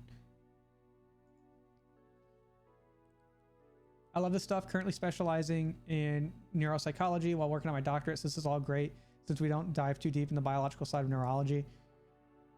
A lot of it's just chemistry, which I'm bad at. It really helps when people ask where I learned this stuff. I look at a dog on the internet. Just say, you don't even have to tell them where you learned it. Just say you know stuff. I just know things. That's what I do. I know things. New stuff for me to learn. Does make me wonder how it'll tie in with Neuralink. Like how, well, if we could ever come up with a complex, something as complex as our brains, maybe we can actually link up with them. You're using those neuron pathways more frequently in your brain, getting those dendrites and axons closer together, improving memory. Yes, the more that a neuron, the more that the same two neurons connect with one another, the stronger their connection becomes. So this is how you form memories, you know, personalities, decisions, right? The more that something is triggered, the stronger it becomes, right? So for example, take listening to music.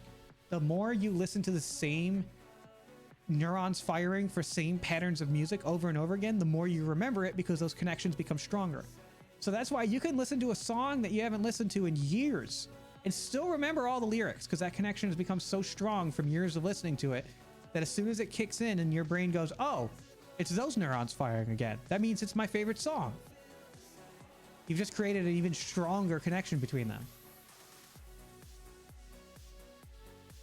I mean, think about smells. How many times do you smell something and instantly get transported back to a memory?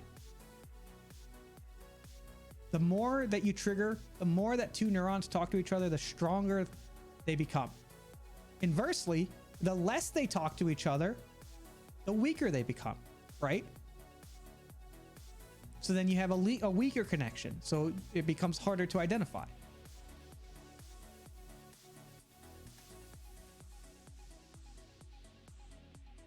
Will you start every stream with teaching? I pretty much teach every stream. You can go back and watch the VODs. We've talked about a lot of ranging topics.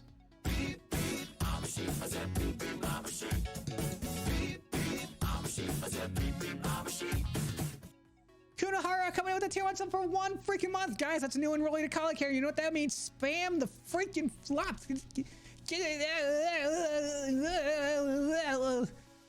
Oh god, I'm dizzy now. Kunahara, you're coming into Colic here from the Floss of the Beans. I got you covered. Thank you for enrolling. I appreciate it. Thank you. Enjoy your new emotes. If you don't have a subscription, don't worry. Download Better Twitch TV and you can get access to all the emotes for free on my channel because I feel like everybody should have access to those, at least while you're watching the stream.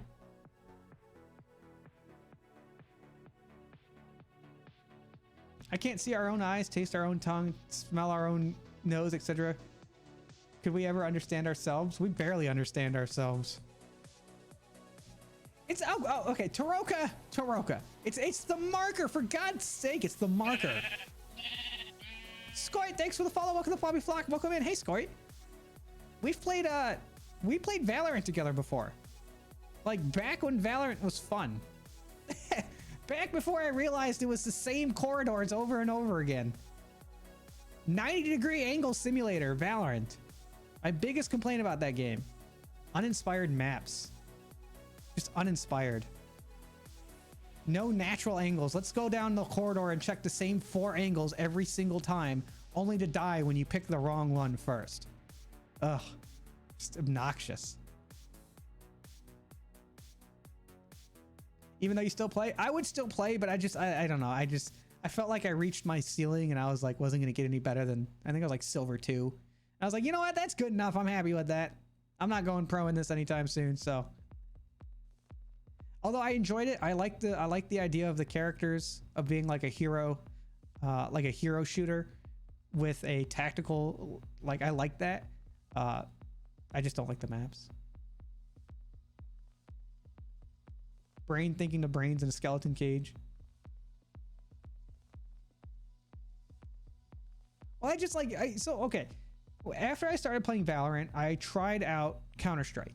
I've never really been a big Counter-Strike fan because I was just always so trash at it, right? And I figured after months of playing Valorant, I could probably go into Counter-Strike and give it a shot. And I did. And the maps were just so much better that I played a few rounds of Counter-Strike and I went back to Valorant and I was like, oh, this is kind of boring, right? Like, there were no natural angles in Valorant. Everything is 90 degrees, sharp angles. There's no like soft angles or rounded corners or anything like that. It's run past a wall and hope that you can peek faster than they can click on your head.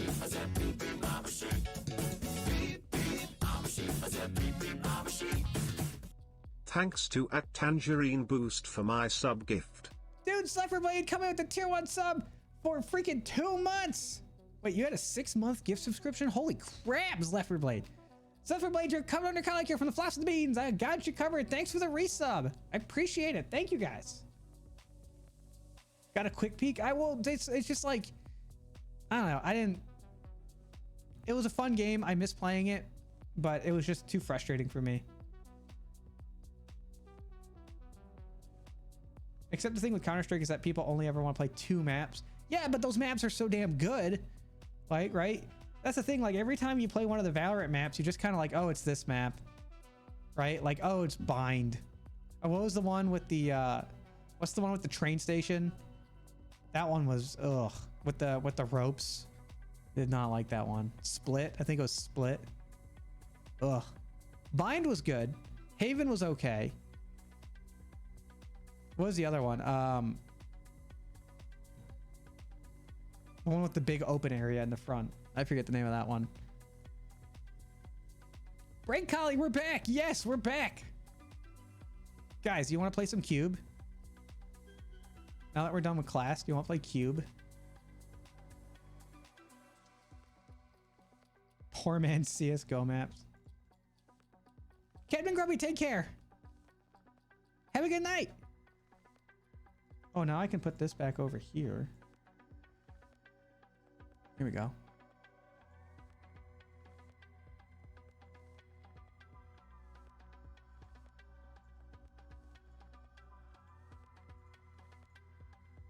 I close out my notes. EF cat highs, are you hiding something from us? No!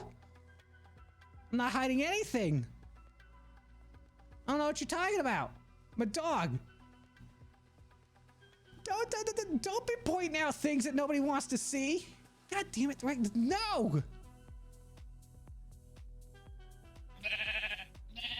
Jimmy Wolf, thanks for the follow. Welcome to Flobby Flock. Welcome in. Anyways, I liked Valorant. It was fun. I just got bored with it. Let's play Cube. But first, I'll be right back. Quick bio break. And then I'll be right back. I'm gonna go, oh, never mind. I'm not gonna make that joke. I was gonna say something about Twitch, but I'm not gonna do that. I'll be right back, guys. Watch the sheep for me, okay? Please, please, please, please. Don't lose any sheep, okay? Please, I just put them all in the pen. They're all there, nice and orderly. Please don't lose any, okay? Promise? Promise. I'll be right back.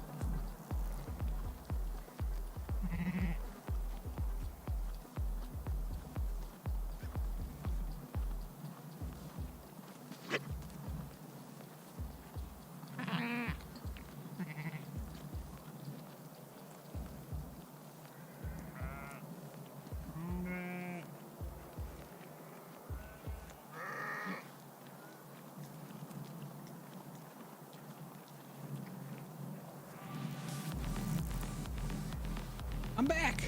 Hold on.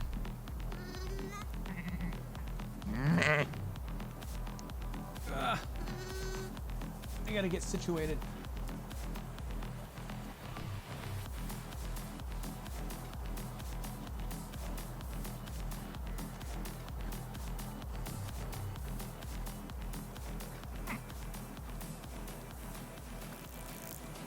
What did you guys do to my sheep? They better all still be here.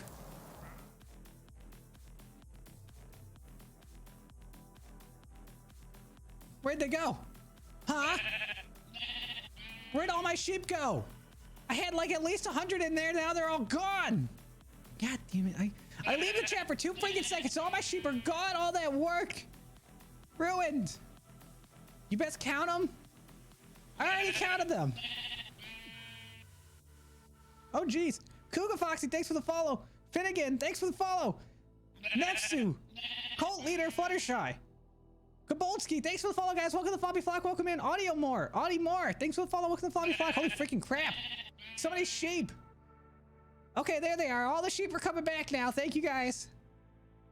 Potato Fry, thanks for the follow. Welcome to the Floppy Flock. Welcome in. All right. Cube. More puzzles.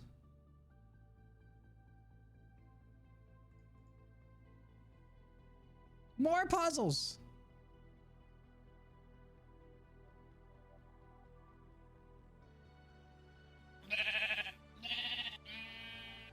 Fugly Pug, thanks for the follow. Welcome to the Floppy Flock. What a name. Can we have a channel point redemption? Put the bandana back on? No. The reason why is because if someone spends that much money to take it off, the last thing I want is for someone to spend money just to put it right back on, and then they waste their money. So if the person who takes off the bandana requests for it to be back on, I will put it back on. But as of right now, the only person who could put my bandana back on would be QUBE Kitsune if they so desire to do so. Thus is the way of that channel point redeem.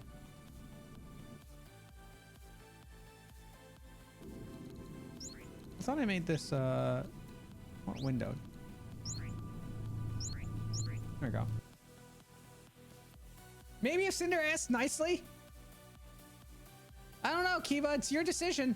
I'm not going to ask. If you want it back on, then you can just say so. But otherwise, I'm fine with it being off.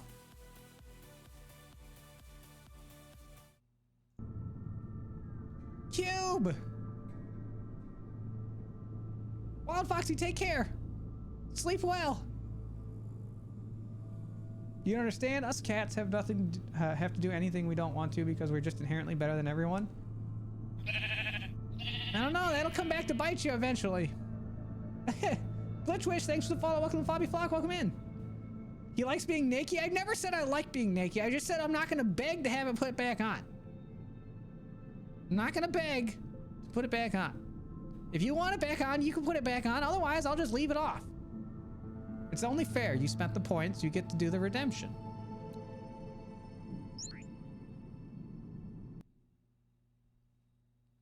Cinder a nudist? No, I'm not a nudist. It's Kiba's fault. They're the one who took it off to begin with. Okay, so we had just triggered all those, we turned on all the generators, if you guys remember. Oh, it's loud. Why is it always so damn loud every time? It's so freaking loud. Be less loud, please. We allow Cinder. What article of clothing yet y'all keep taking it away? Seriously, I only wear one thing ever. Whoa, helicopter. Hello. Oh, Mum. Can you read me? What is it? What do you see? This isn't a space vessel. What do you mean? The beacon. It's not coming from an escape pod. It's from a human helicopter. Like the one we used to travel to the dig site. Oh, she hung up that phone real quick.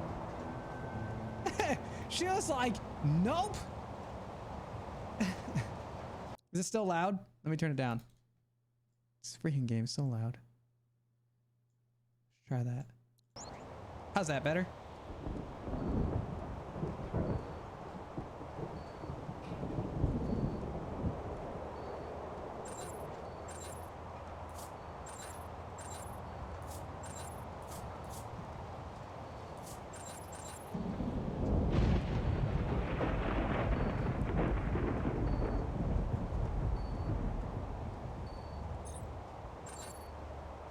Emma, where are we?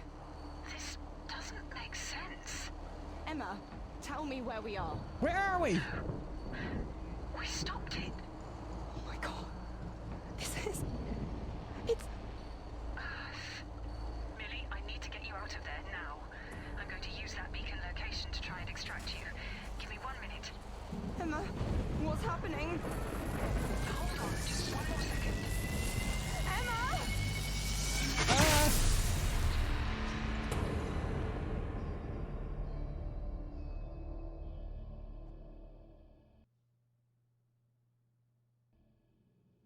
Oh, Well, that sucks. Are we on Earth then? Emma.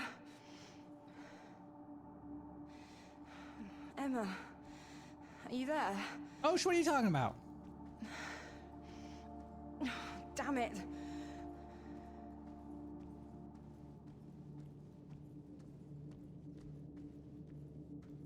Ooh, the game got more colorful now. There is no life here anymore. Who said that? Who's there? We cannot sustain it. Who are you? Hello? The big cube in one did. Yeah, we did blow it up in Hello? one. We are the spaces that you move through. We are everything, and we are dying. That's impossible. Tell me who you are. We are one, and we are many. We need a promise. Yeah, get out of my head! How do you know my name? What have you done to my home? We need your help. This that surrounds you, this is not our design. That is why we brought you here. I don't understand. I just want to go home. We will help you return. The portal behind you, it is there. Rebuild us and power us. Then we can send you back. We shall share our memories. Then you shall understand. Rebuild and power this decayed cortex, Amelia. Go forth to our first memories.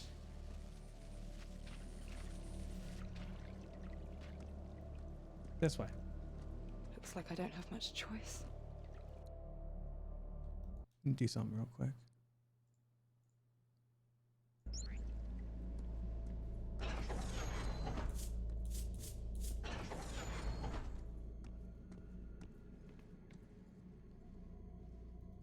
Oh, this game got interesting. The wolf nerd that draws. Hey, welcome in. What's up?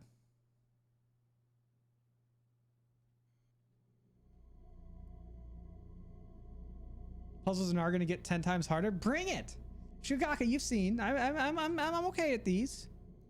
I'm pretty good at these. It must want me to power the reactors like I did before.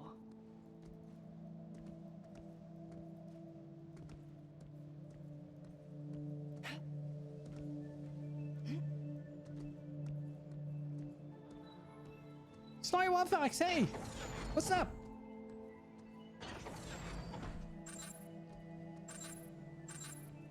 Can I get it in between?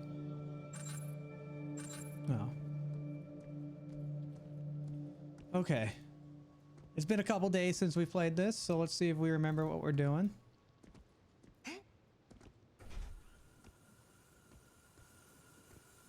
What does that do?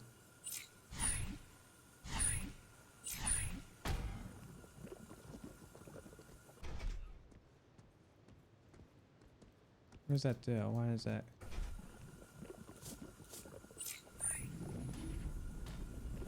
Oh, I can. Ooh, okay. So it makes it goopy.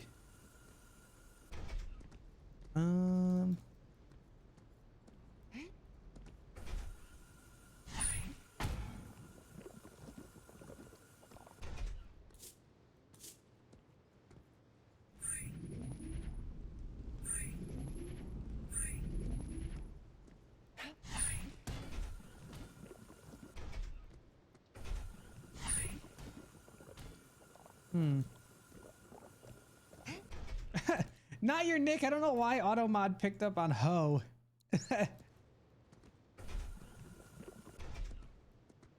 Does it affect me? It does not.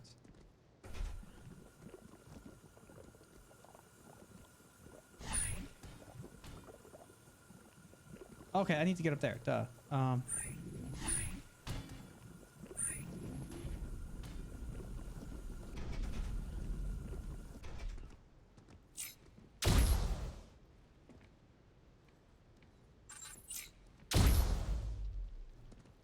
Okay, so that introduced me to the oil mechanic, which makes things slick.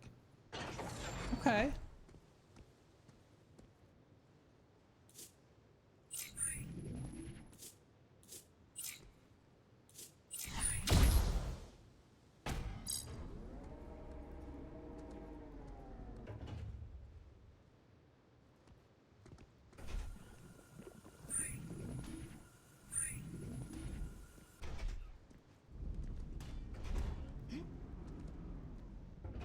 Aww. That sucks.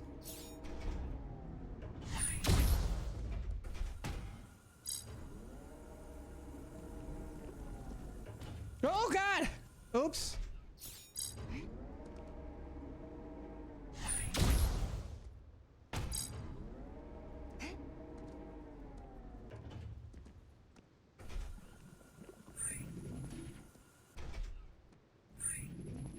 Go Cube! Go Cube! Go!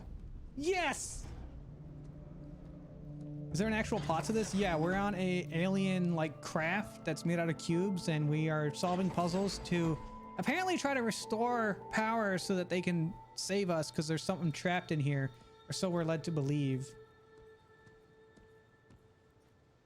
But ultimately, we just need to solve puzzles, which is what I want to do anyways.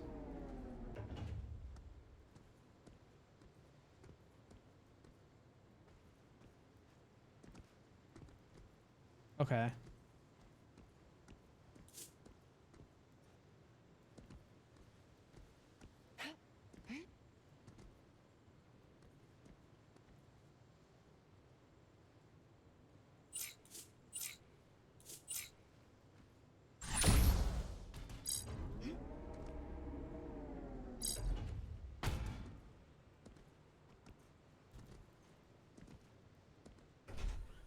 That's going to turn that on, which means I can now do this. Whoa! Oops.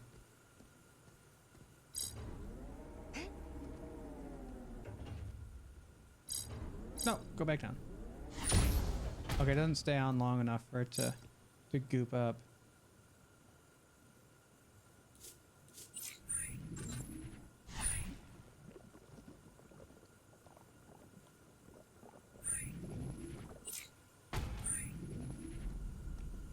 It's like curling.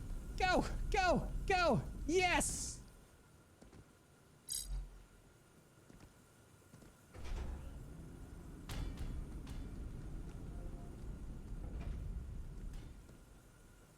Okay. Now, I think I just do this. And then that'll launch it. I can go like that. Oh, it needs to be lubed up.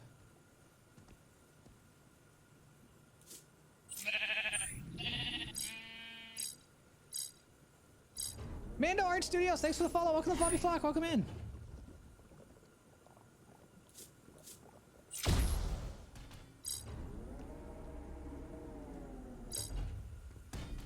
Yeah, can a mod change the game category? Whoa! Oh, that did not do at all what I wanted it to do. Wait. No! Stop moving! Okay, I know what needs to be done.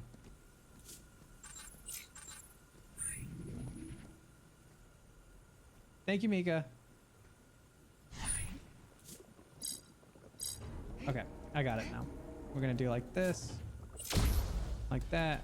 We're gonna jump on it. We're gonna go up, and then this is gonna be fun. You guys ready for this? Yeet! Freaking neat. Robert, I don't know where you are. Have I played Professor Layton and games? I don't A long know time how ago. long I have been gone. God, I don't even know what has happened to you or whether you will get this. But I want to say that I love you very much. There is so much I should have said before I left. And there is so much we need to talk about. Do I get to light them on fire? Please hold on for me.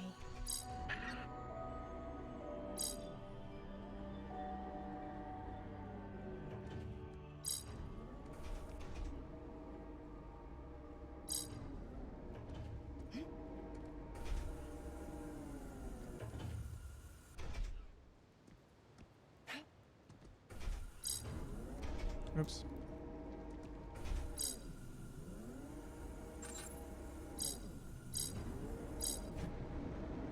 Haha, yes! I got fire!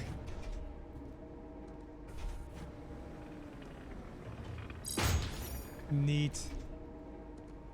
Neat. Playing with cubes? I am. Cinder is a cutie? Thank you. Sliding with the cubes is stupid fun. I look forward to it. Oh god, more cube types. Dude, they just keep introducing new cube types. Oh, it's a fire cube.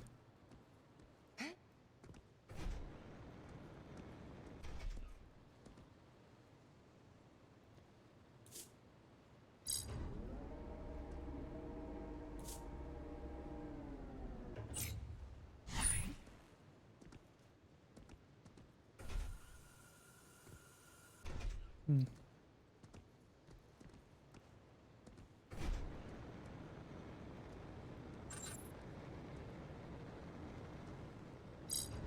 Oh, okay.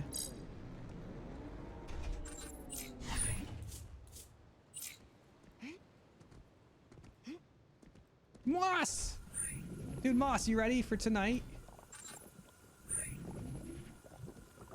Guys, tonight, Moss and I and 8 other people are going to be playing Among Us.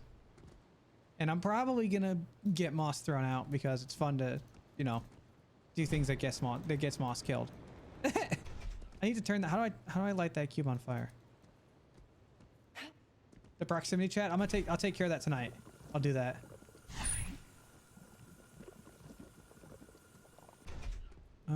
Oh, okay, okay.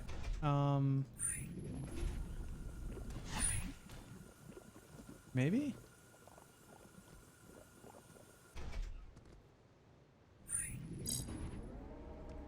Can I light it on fire? Can I light this on fire? Oh, hell yes. Okay, watch this. Ready? So then we're gonna do this. Okay. Oh, did it run out?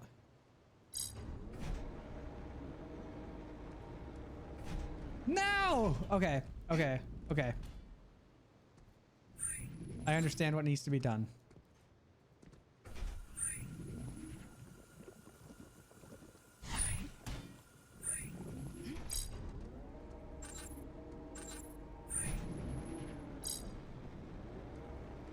Oh god, I didn't lube it up!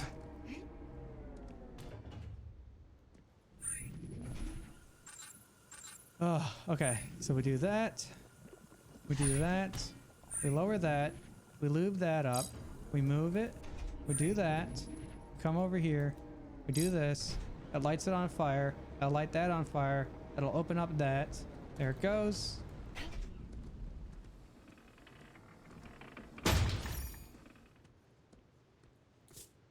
Then we can do this. And we beat the puzzle. Also, Moss, what's up, Moss? I'm always so happy to see you.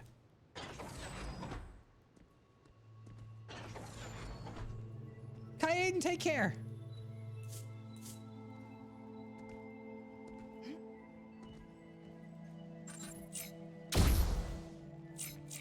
Oh, I double clicked.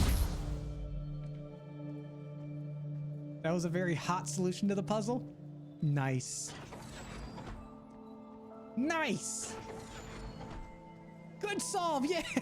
Good solve. Pogger, spinner, hyperclap. Good solve. Good solve. We gotta get some Warzone in. Dude, I haven't played the new one yet. I haven't played it yet.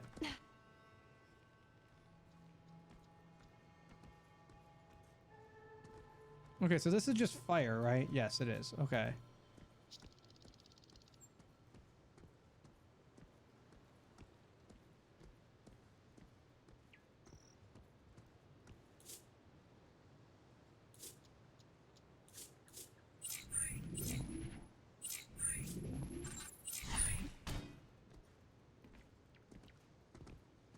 Okay.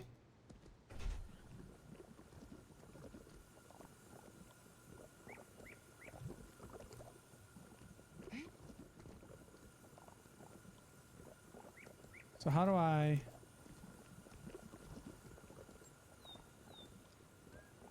Oh, okay.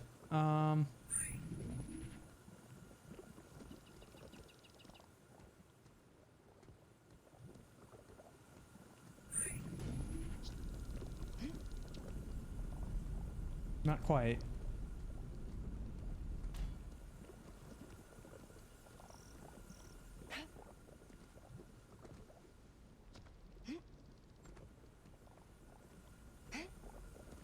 How do I get up there is the question. Get up here. Sliding it didn't work. What other options do I have? That's really it. I can't slide this whole thing. Oh wait, that's only too high. Duh! Sometimes being a dog is a lot of work and you miss things like a too high wall instead of a 3-1.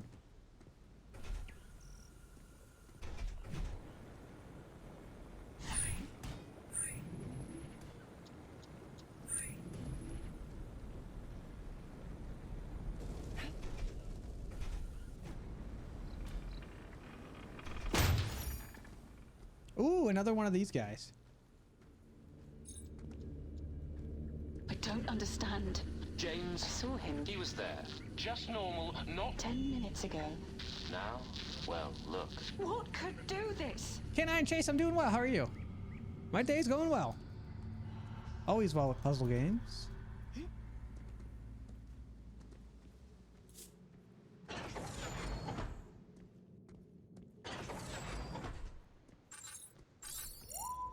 Wow. We store information like you do in a mine. The truth is in this information. Exposed as we die. What truth? What are you? Activate each room and I will share a memory with you. Through this you shall understand. I deserve to know what you've done. Tell me what you've done.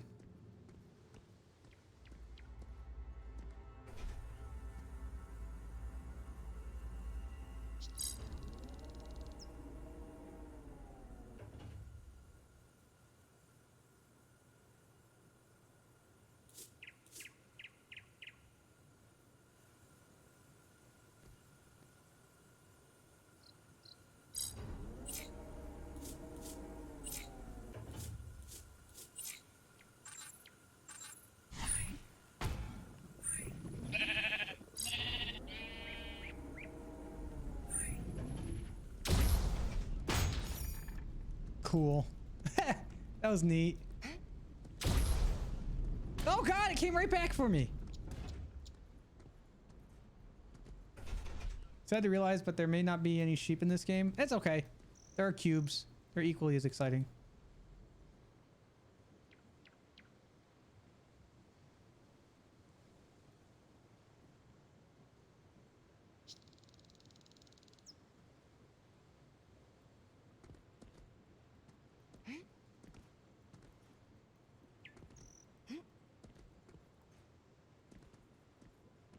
Okay.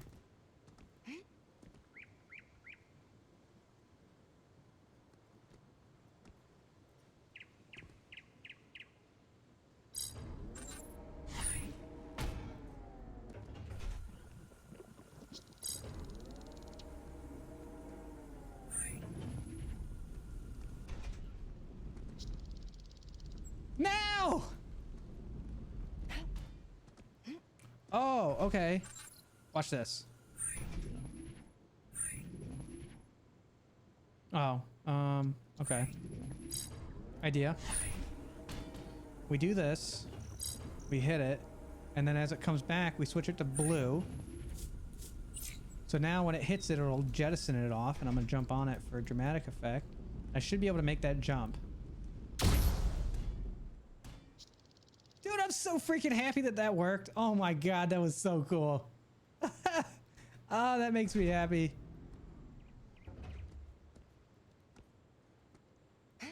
What did that do? Oh, that lowered this so I can get up. Okay.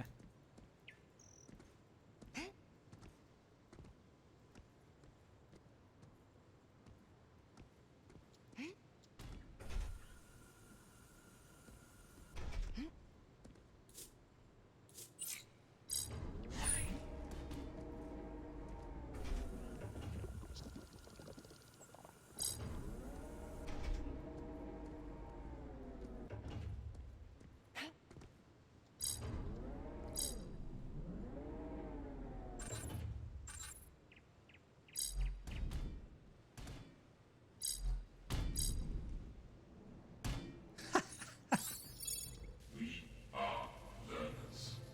We began learning like you many millennia ago.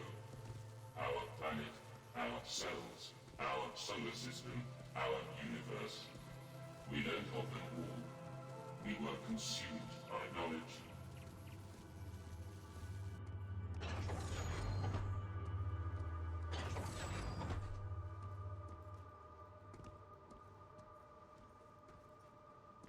What do you guys think? Do you guys think you could do these puzzles? This game's fun. Something can be smashed into smithereens, but if you pick up one piece, it's not a smithereen, just a piece. They'll be coming in here with those big brain thoughts like that.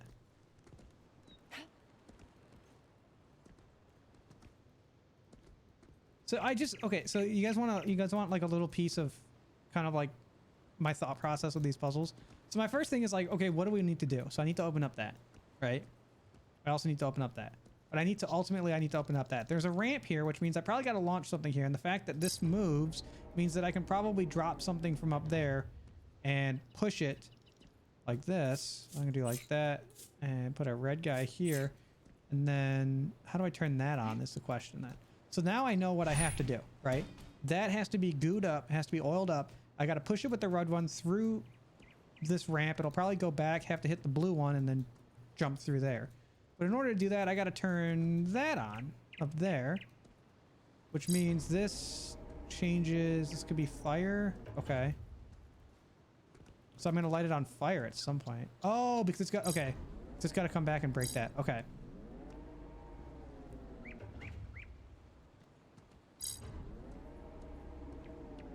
Okay, and then I can get up there. I do this. I drop that on there. We go back. Now I can get up here and hit this button, which will let me kind of reset this. And then I can bump that. And as it comes back, we switch that to blue like we did before. Shoots it through. Now we're in here.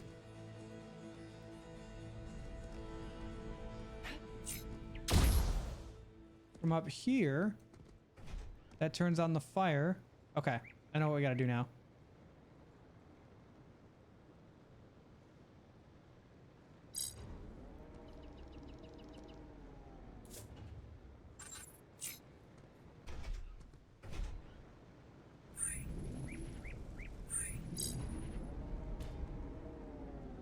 Oh, I ran out of lube.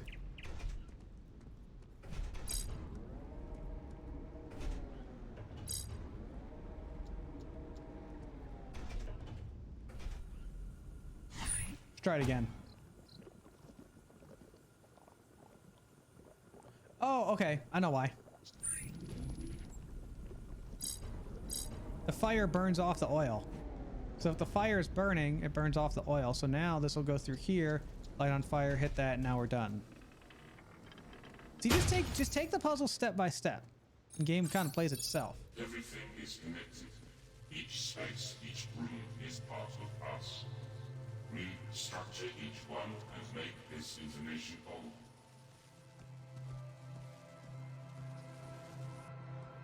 I think I understand. The structure of these rooms. They determine the form of the memory.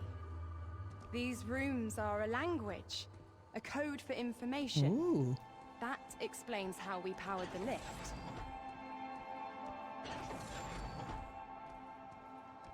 All right, so let's see what we gotta do with this one. I'll kind of walk you through my thought process. So I gotta light that on fire somehow. It's the first thing I noticed is I gotta light that on fire, which means I need to. Okay. So I see this here, which means I probably need to shoot a oil-covered green cube up there to catch that on fire to burn that. So I get that. But now we gotta figure out how to do it. Let's start with this.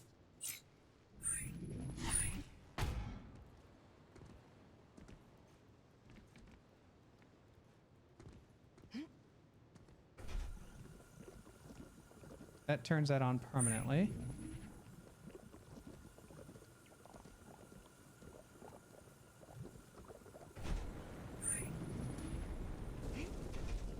This will keep it burning. Oh, it didn't hit it. Okay, first of all, blue needs to be there. Let's try that again.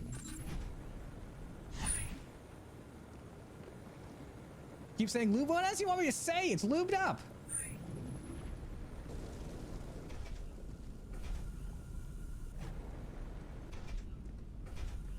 That didn't work.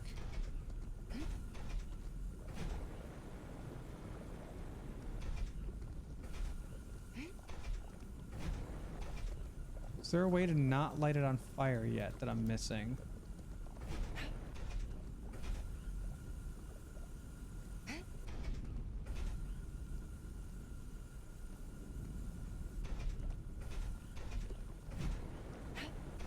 So I don't want to light. I'm lighting it on fire too soon. That's the problem. Oiled up instead. Okay, fine. I'll say oiled up instead of lubed up. God. Ridiculous.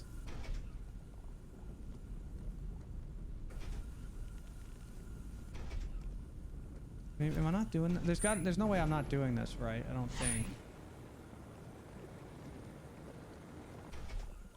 What happens if we just let it go?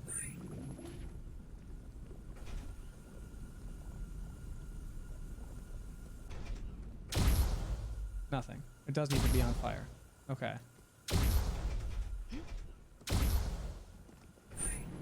Lubed up is funnier.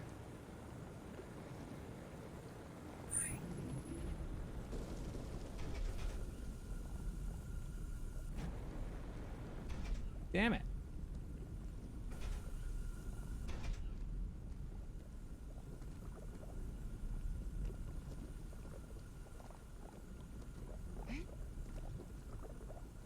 Okay, I know what to do. I know what to do.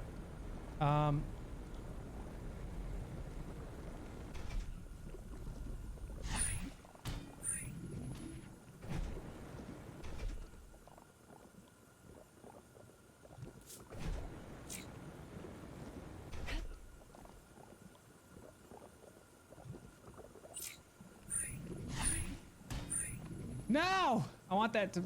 I wanted that to go back. I wanted to see if I could catch it, bring it back, turn it to a blue, and shoot it. So it'll go quicker.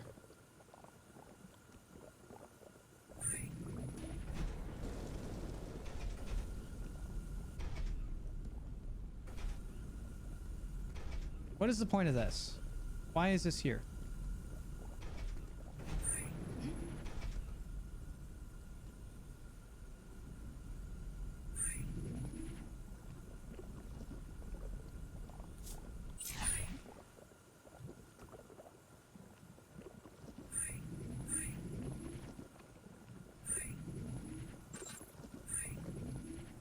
I have it solved though.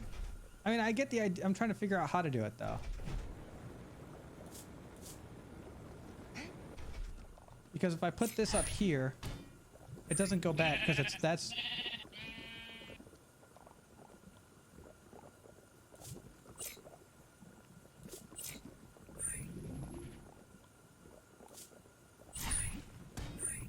Damn it. Is this Portal 2? It's not. It's Cube 2 though.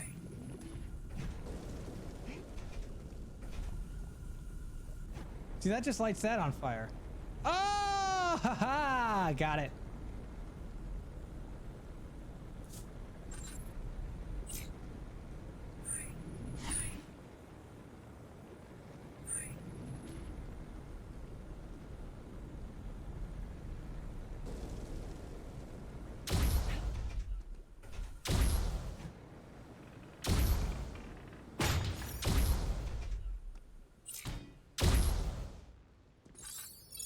We became connected. Meaning grew. Knowledge grew. We grew together. Love and happiness entwined with information of the universe. One more to go. It took me a second. Oh, we figured it out. I forgot that. Okay. Okay. I'll remember that for the next one. Jesus. Okay. That does. Okay. We got a ramp here. I got to get fire to that. There's my fire.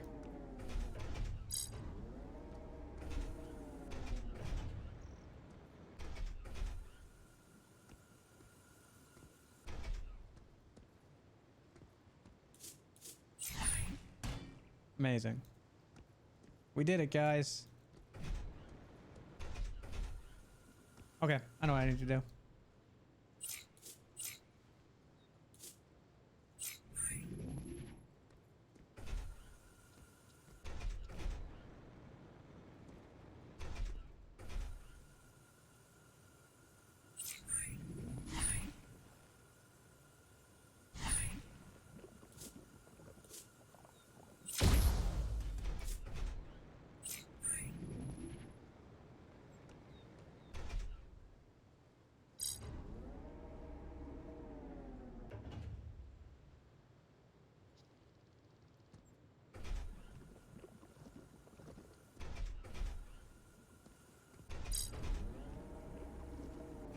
No, it's not what I wanted. Okay, so we do this.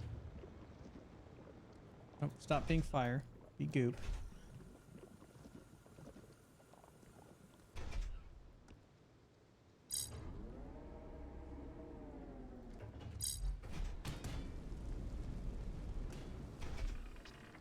Done.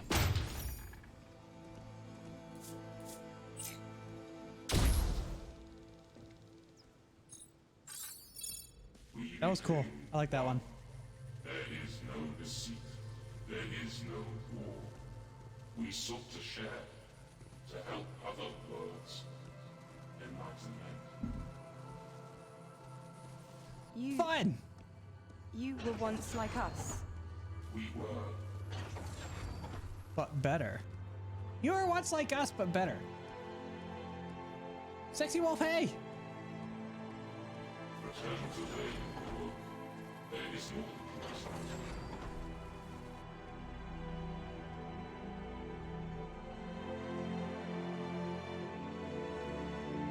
This game is pretty neat.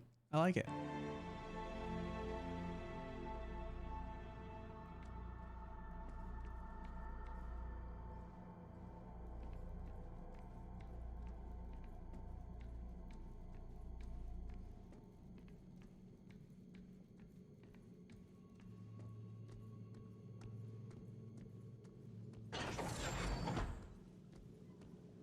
Is that a teleporter that I've started to power? It is the way in which you shall return. It requires more energy. You have shown trust, and in return so will we. Go forth, rebuild and learn. Go forth. And learn! That's what my whole stream is about, learning. Go forth and learn, guys. And play puzzle games, because they're fun. Can I boop ya? I guess. Sure. Alright, well, lay it on me. Come on.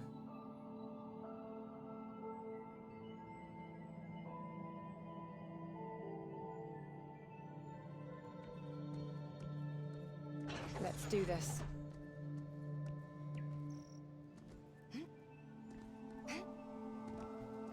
Am I a good boy? I freaking hope so.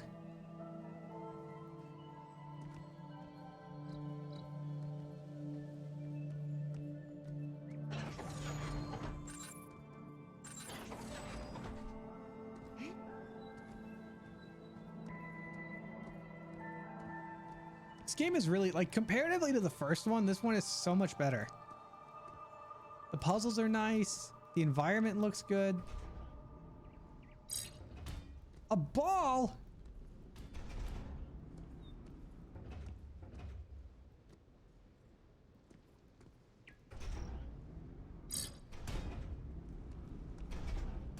I thought this was cube, not ball.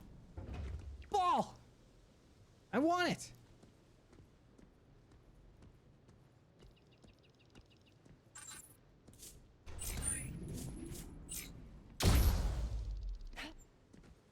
Does the story continue on from the first? They reference the first one, but the story is like kind of entirely on its own. But I mean, look at this. Oh, it's so pretty. You know what other game has cubes? What's that?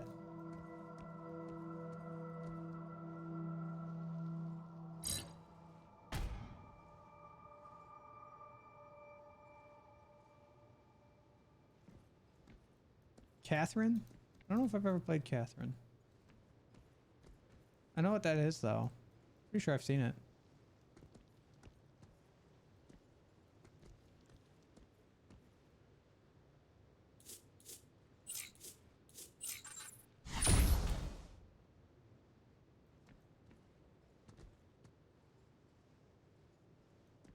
Oh.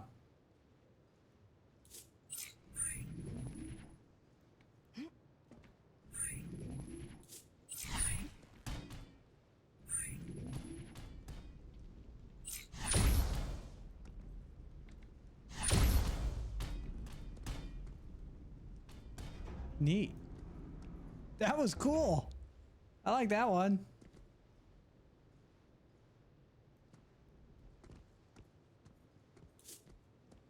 Hey, Cinder, look, a ball. I know. I ball. I saw it.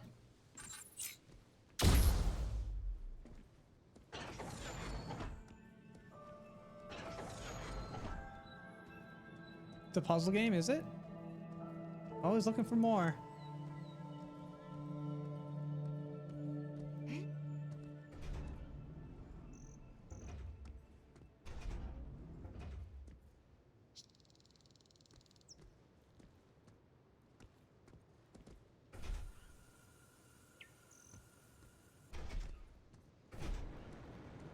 Okay, I know what I need to do.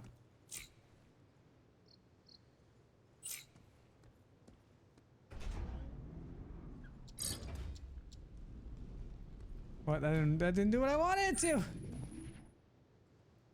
There we go.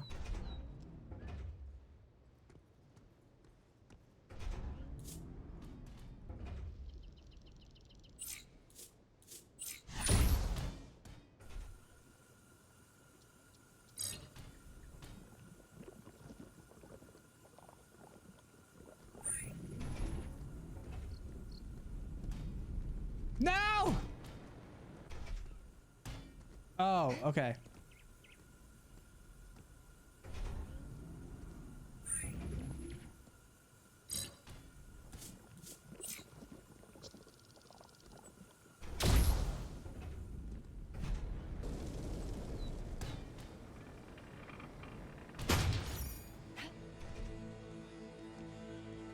Cool. That was a pretty fun one too. Our information, it is rupturing, leaking away. Please help us. Please understand. Why? I wouldn't be in this situation if it wasn't for you. You took me away from my home. I did not. I did not. Well, how did I end up on your vessel in space then? If it wasn't for Emma, then God knows what would have happened. I did not take you. What? What?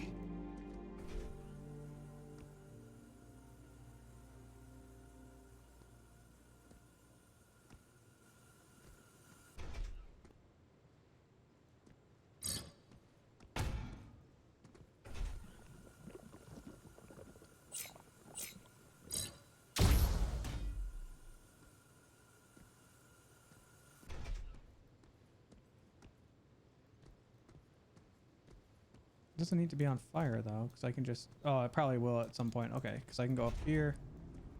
And then if I do this, oh God! Oh, I screwed it up. I screwed it up.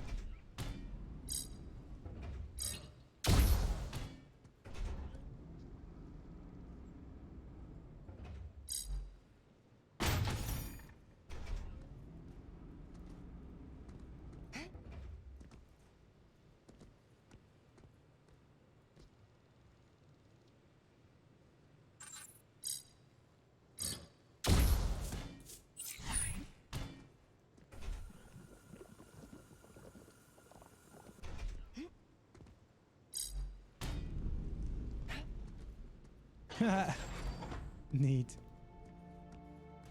I got the ear flops in there with the random unlock. Nice. Get those flops in there. There you go. Flop them out.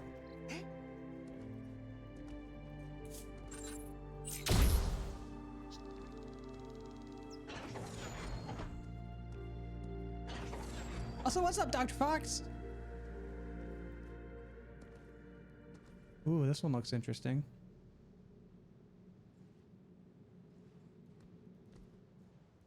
All right, so first thing I need to do is start opening these doors. So how are we gonna do that?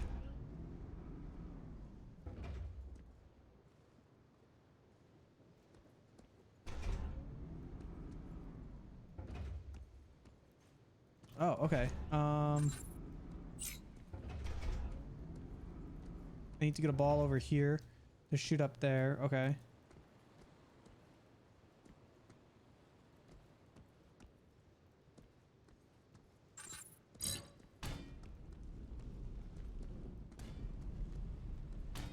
Oh, well, that's first easy one.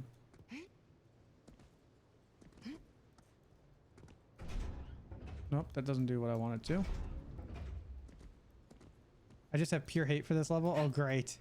Thanks for the warning. How do I control this? It's up there, right here. Nope, that's not it. This guy? There it is.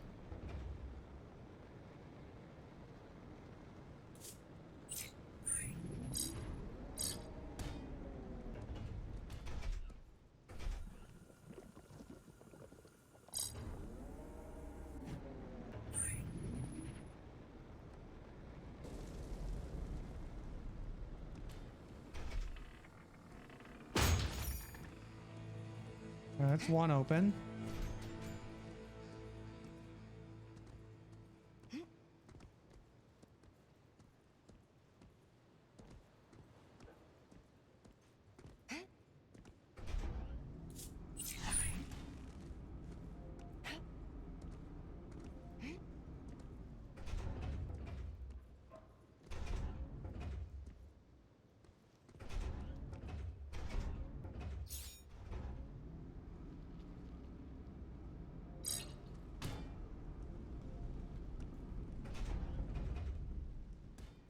There's two.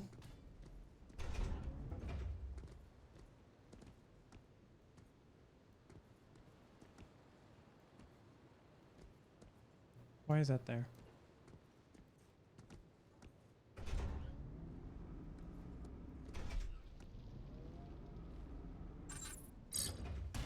Does it carry momentum is what I want to know. No, it doesn't. Can I Malem? Meh. Let me get a little taste of that, whatever you got, whatever drink you got there. Is that coffee? Is that water? Is it booze? Let me get a little sip there. A little lick.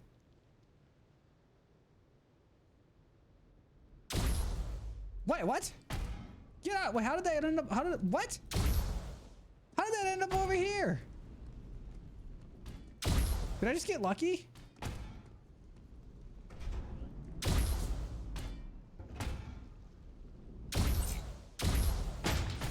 What?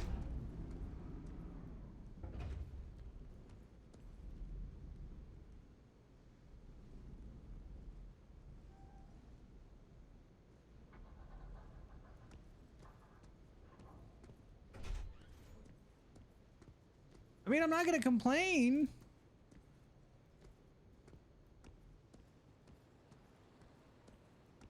But how did it end up over here?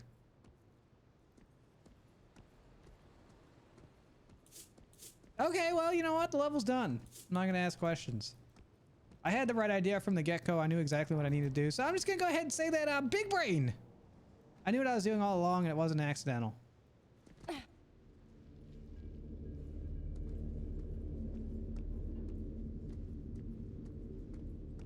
Paula, What has she done to you? what has she... Made you? Don't worry. I'll stay with you. I'll stay with you Forever. Now, that makes me worry. What did you do to them? What did you do to these people?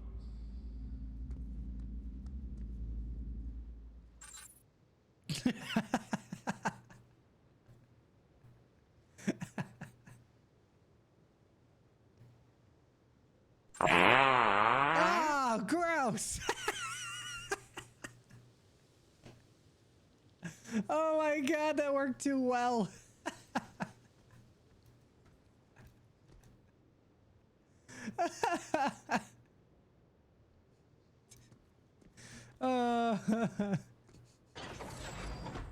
I'm satisfied with myself. Quality content, this is what you guys come here for.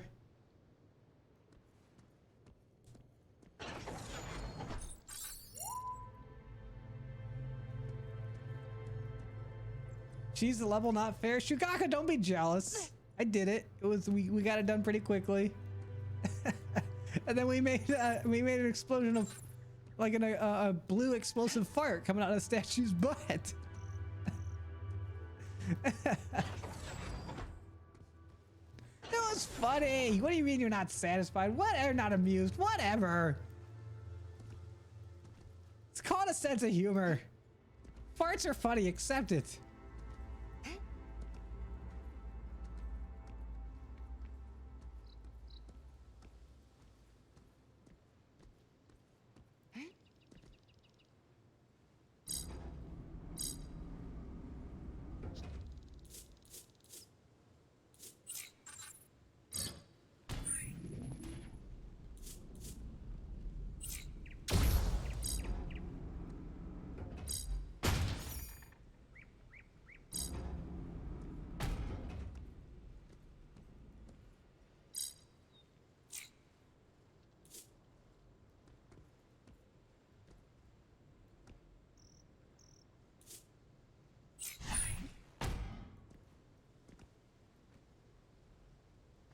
I need to get up there.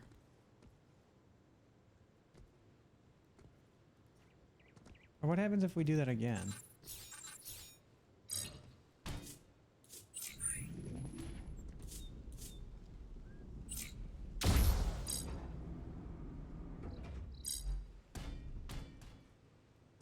Nothing.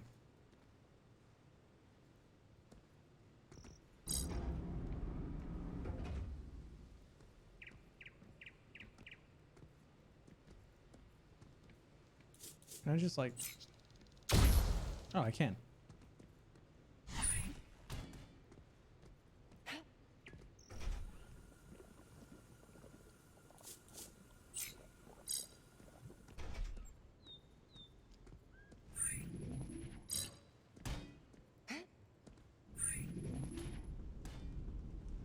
Come on, we got this.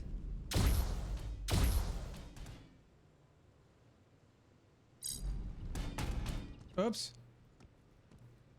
All right, right idea, wrong execution.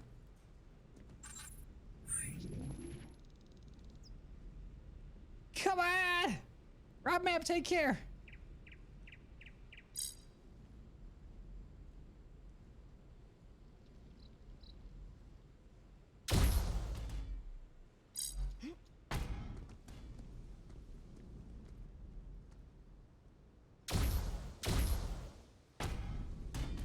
Whoa! Okay, so I need to stay on it. Okay.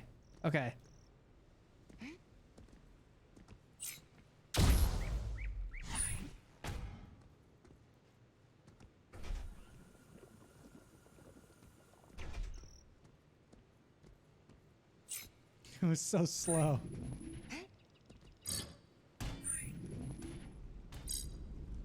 Wait, what if I just... There we go. Okay, now watch. Amazing. We sent fragments of ourself, of our beautiful children. out into the universe, reaching, connecting, seeding planets with new knowledge, perfect knowledge.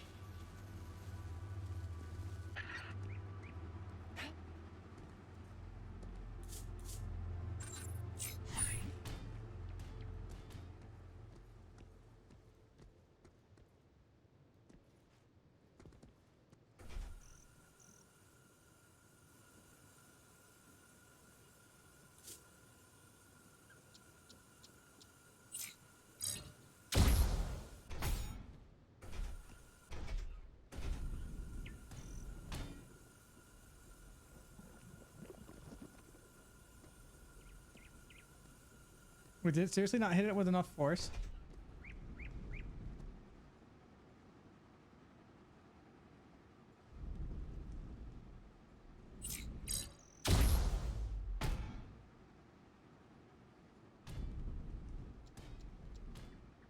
Are you freaking kidding me?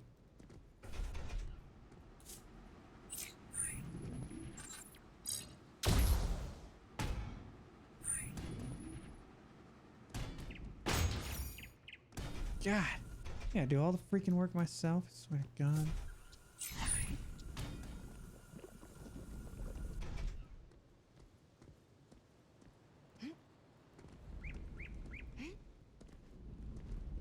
Everybody's always like, Cinder, can you do all the work? I'm gonna do all the work my freaking self.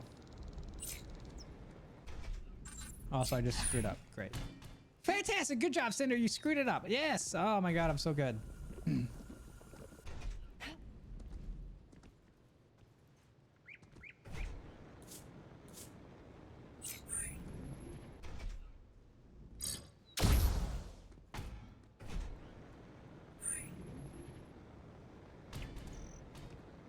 Whoa! Oops. God damn it. If I wouldn't have found Cinder, I probably wouldn't have taken medical knowledge. Well, nice.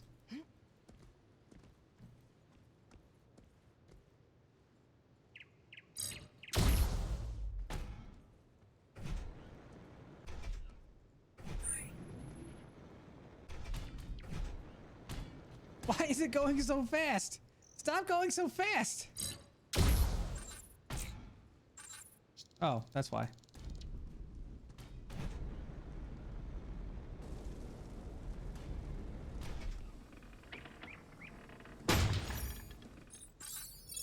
We share, hopeful that others could see what we see.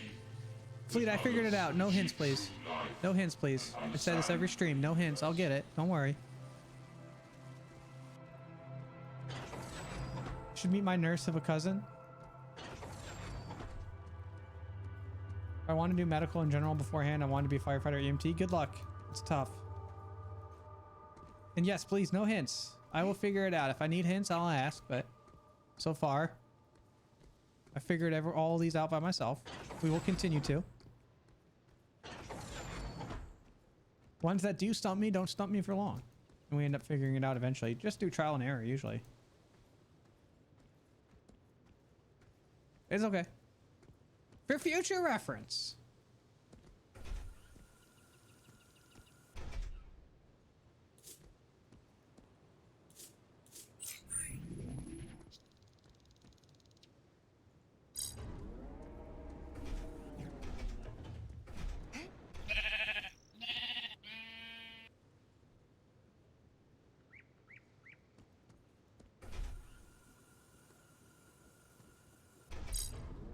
Okay.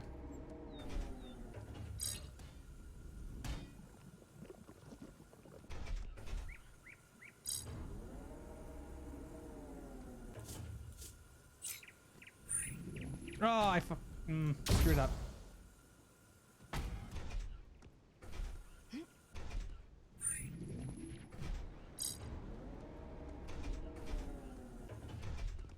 Okay, we do that.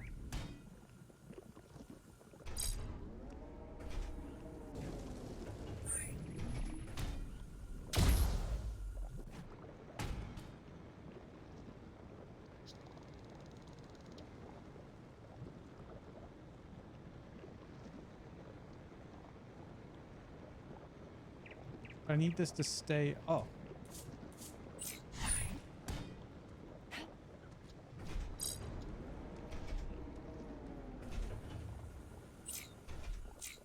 Oh, I screwed it up. All right, we're just gonna put that there. There we go.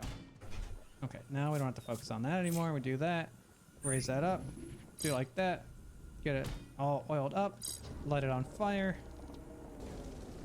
drop that, turn that one on fire.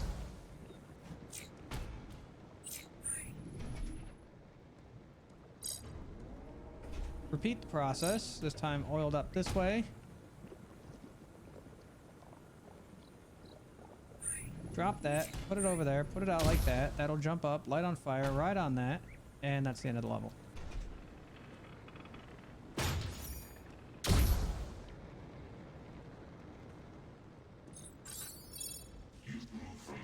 Vaping Harlequin, hey! You became what you are because of us. We created who you are. False learners. Easy when you say it. Easy when you say it. Easy!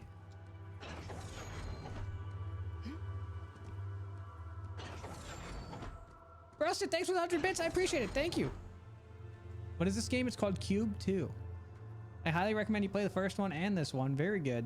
Very fun. I'm enjoying the hell out of this.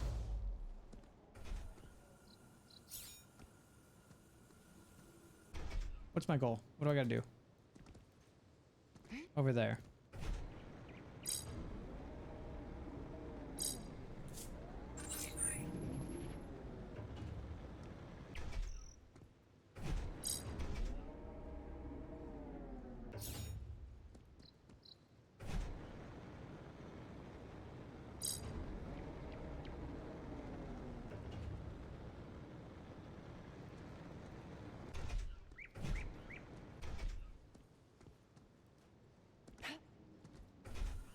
How do I get it across? Oh, okay. Do this. And then...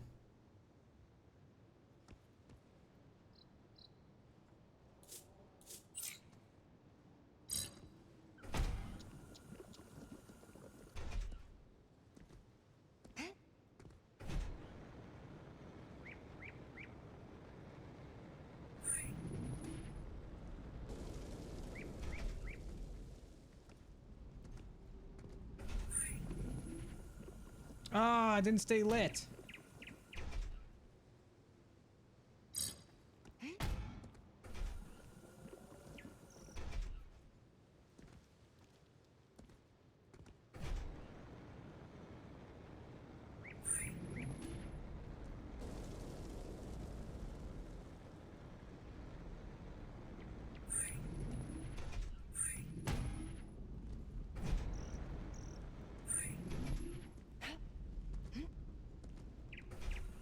Oh, okay. Okay.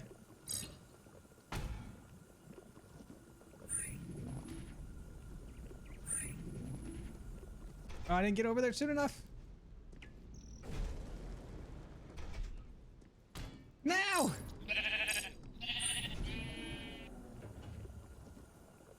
Oh, I can just do this. Okay. Like that. Like that.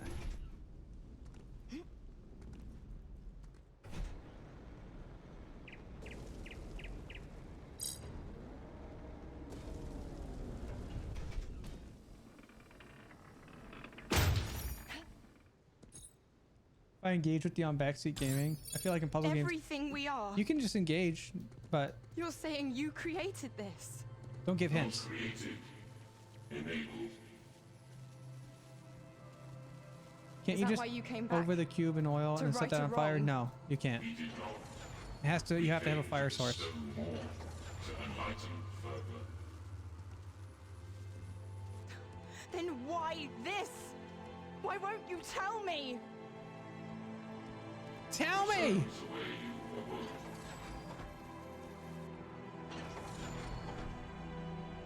Why won't you tell me? Just tell me what's going on. I want to freaking know, you asshole. Tell me.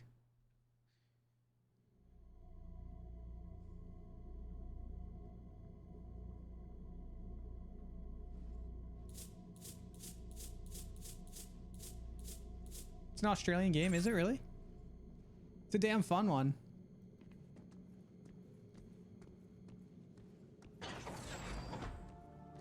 There is one more thing that you need to learn over here. Enter.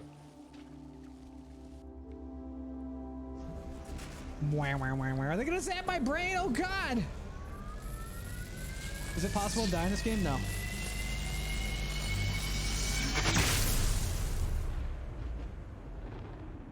How many channel points for you to roast my ass? I don't really, I mean, I know you, Shigaka, but I'm not really the type of person to roast. I don't like roast. I have a medical question for you. Is it specifically in relation to something that's going on with you? Because if it is, I'm not going to answer it.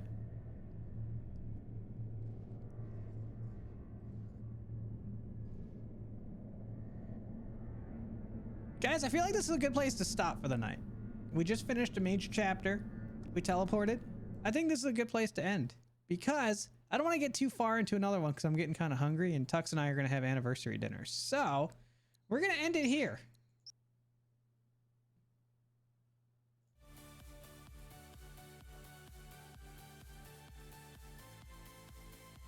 Cinder is actually too nice to roast. Well, I just like, Shigaka, I don't know you personally enough to be able to roast you effectively other than just doing a generic one, and that wouldn't be any fun.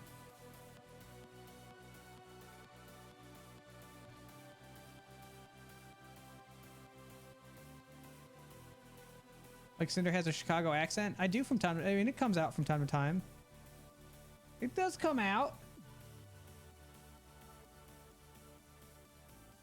Let me see who's streaming.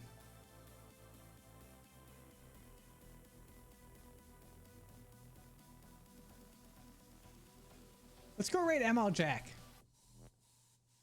I like ML Jack. He's nice. Guys, today was fun.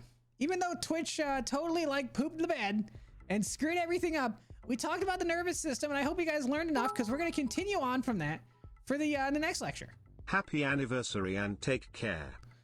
Snowy J Fox, thanks for 50 bits, 55 bits. Thanks for making Tux dance. Thanks for the anniversary. I appreciate it. Thank you.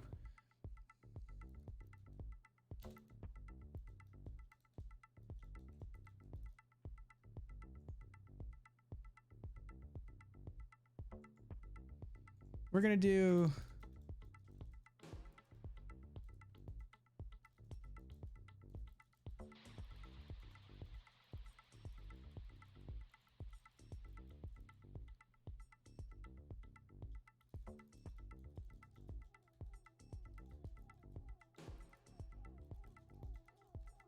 there.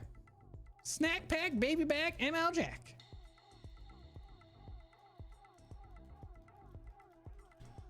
Guys, I might stream tomorrow. I don't know.